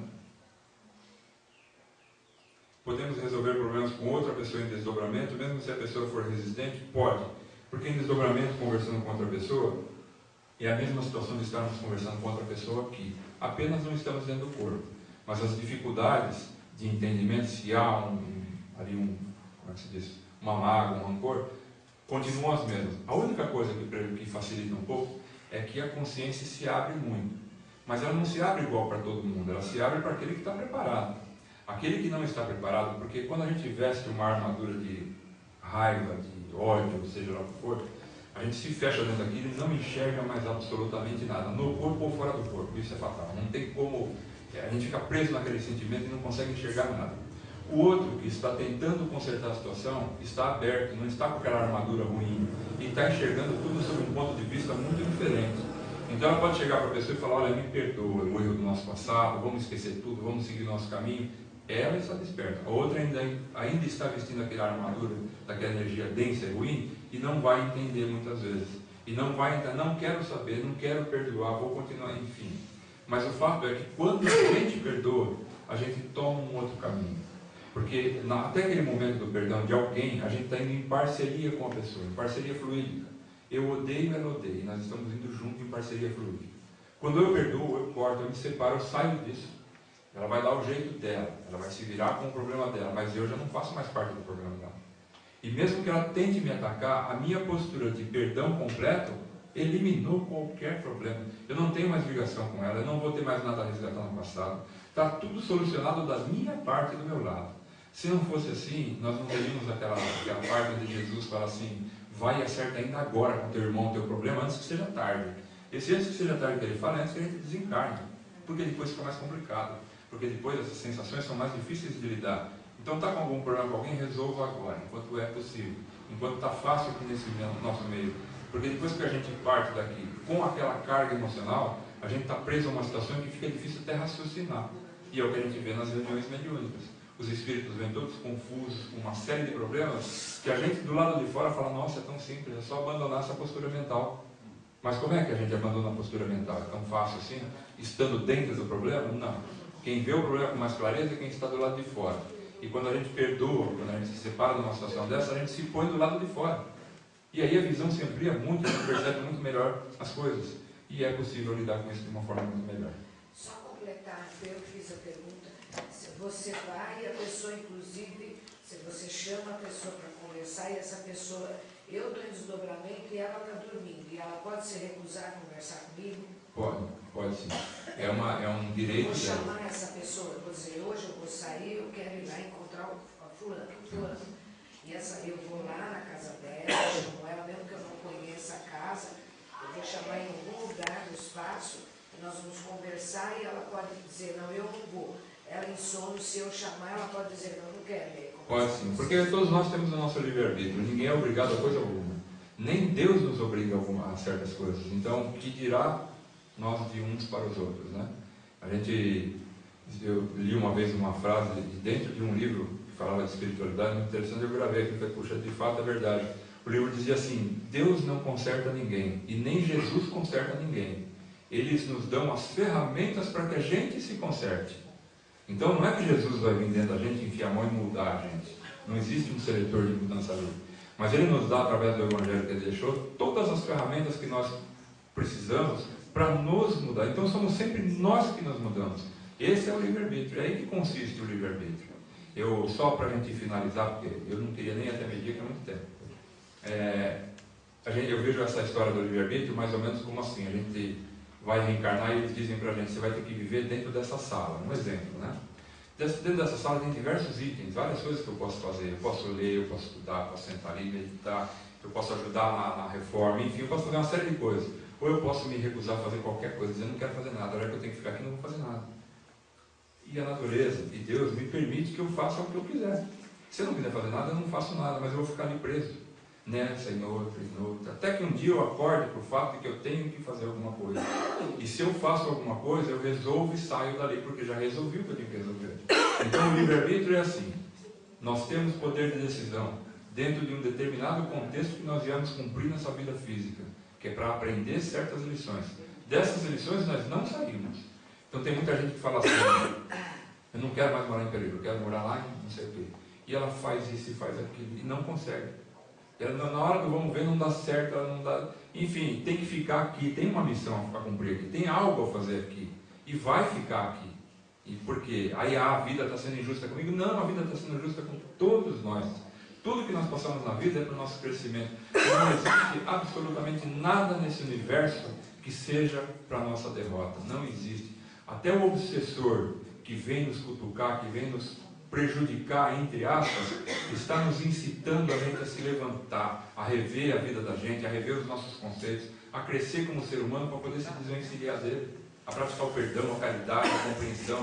Então tudo isso se torna muito importante. Nada no mundo acontece para nos derrubar, absolutamente nada. Tudo acontece para nos elevar. É que às vezes essa subida, essa elevadinha que a gente tem, é dolorida, mas é o meio pelo qual a gente precisa ir. A gente ainda não consegue lidar com isso de uma forma muito tranquila, muito consciente. Haverá um dia em que todos os seres humanos da Terra poderão se deitar para dormir, se levantar do corpo e atuar espiritualmente em lugares muito bonitos, muito legais, fazendo coisas maravilhosas. Assim como haverá o dia em que todos nós seremos médiuns com capacidades extraordinárias.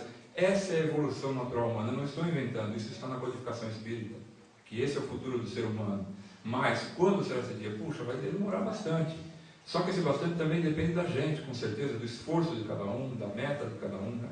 Nós nunca vamos conseguir mudar a sociedade como um todo, é impossível. São seres muito diferentes. Eu posso mudar a mim mesmo, e cada um pode mudar a si mesmo, mas se cada um de nós mudarmos, a sociedade é composta de indivíduos, é composta de nós. Então a sociedade muda como um todo, porque cada um de nós promoveu a sua própria mudança. E esse é o fundamento básico do Espiritismo, a reforma íntima. Essa promoção dessa mudança que é a parte mais importante. Todo o restante perde um pouco a finalidade. O que a gente sabe é legal, mas não é talvez o mais importante. Espíritos não se preocupam com quantos livros a gente leu, os espíritos mais evoluídos, ou com quantas coisas a gente sabe. Eles se preocupam com o que anda aqui dentro e aqui dentro. Se a gente vibra amor pela humanidade, ou dentro do possível, dentro da nossa condição humana, o melhor que a gente pode estar vibrando para fora em direção ao próximo, e tem uma postura mental razoável, pelo menos como ser humano, que é a nossa condição atual, né, já está bom, já estamos no caminho correto. Essa é a direção que a gente tem que seguir sempre. Nunca desanimar, nunca perder a fé ou a esperança, porque a vida sempre está nos colocando para situações melhores, sempre com mais alto. A dor de hoje será a grande alegria de amanhã. Tá?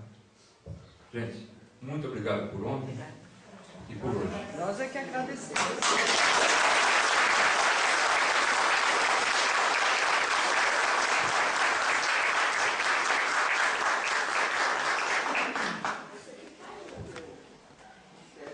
Vocês anteciparam uma das atitudes que eu ia pedir para vocês. Né? O aplauso é sempre confortável. Nós temos o hábito dentro do Espiritismo, né, de não ser retraído.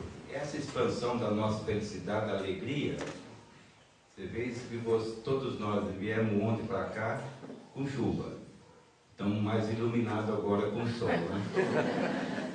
A gente agradece a presença de todos. Muito confortado foi a adesão de todos vocês a uma nova etapa dentro do movimento espírita de Peruíbe e a região. Nós temos aqui pessoas que, representando as diversas casas da cidade, inclusive também em Itariri. Temos outras casas, São João del Rei, São Paulo, então nós estamos importando também aqui. Né? E nós vamos preparar uma manhã bonita, assim, de sair radiante, reconfortado.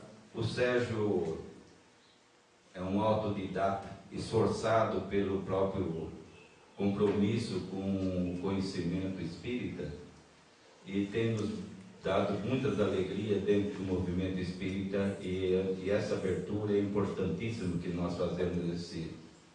Daqui pode sair outros expositores da doutrina que futuramente dão continuidade a esse tipo de atividade. Sempre visando. O Sérgio encerrou uma forma bastante importante dentro do conceito que nós temos nas nossas vidas. O compromisso que temos de renovação, o compromisso de praticar a caridade para o próximo. Sem isso nós não vamos conseguir nada, uma mudança, nada. O mundo, ele é feito de bilhões de seres encarnados. Nós somos uma parcela pequena, mas vamos fazer a nossa parte. Representando a todas as casas espíritas, aqui agora falando em nome da Casa do Caminho, eu pediria a uma pessoa que representar as demais casas que estão presentes aqui, para fazer a prece de encerramento, que é um agradecimento pela oportunidade que nós temos. E eu convidaria a Dona Helena. A Dona Helena é da União Espírita de Peruíbe, então, representando todas as casas, eu agradeço a tua presença e que seja aqui para nós trazer para nós é isso que está dentro de nós, esse conforto espiritual que está dentro de nós, que pode ser passado para o céu. Depois nós encerramos nossa atividade. Eu já desejo para vocês um bom dia e muita paz. Obrigada. Então, meus irmãos, foi com a graça de Deus que estamos aqui. Foi com a graça do nosso Pai que nós aprendemos tantas coisas boas. E compete a nós agora agradecermos ao Senhor por esta oportunidade. E que Deus nos permita outras oportunidades iguais a essa. Então, vamos nos concentrar. Imaginarmos a luz do Senhor caindo sobre esta casa, sobre cada um de nós, sobre cada um dos nossos familiares, dos nossos amigos, sadios ou enfermos. Vamos levar esta prece até eles, que todos possam receber de nós esse fluido tão maravilhoso que recebemos nesta casa. Deus, nosso Pai, muito obrigada por tudo, pela saúde de estarmos aqui, pela possibilidade de aprendermos e pelo ensinamento de amor e de fraternidade. Que nós possamos realmente nos desdobrar de todas as formas possíveis em benefício da caridade. Pai, nos acompanhe. Pai, dê a sua luz. Ensine um pouquinho a nós da sua sabedoria, para que possamos evoluir com humildade e serenidade. Vamos, por favor, meu Pai, elevar o nosso pensamento para podermos receber esse fluido tão material, tão espiritual, que nos fortalecerá para o resto das nossas vidas. Que levamos daqui o alívio da paz e que possamos cada vez mais estar dispostos nesta sua seara. E que assim seja. Pai nosso que estás nos céus, santificado seja o vosso nome. Venha a nós o vosso reino. Seja feita a vossa vontade, assim na terra como nos céus. O pão nosso de cada dia nos dai hoje. Perdoai as nossas ofensas, assim como perdoamos os nossos ofensores. E não nos deixais cair em tentação, mas livrai-nos de todo o mal. Que assim seja.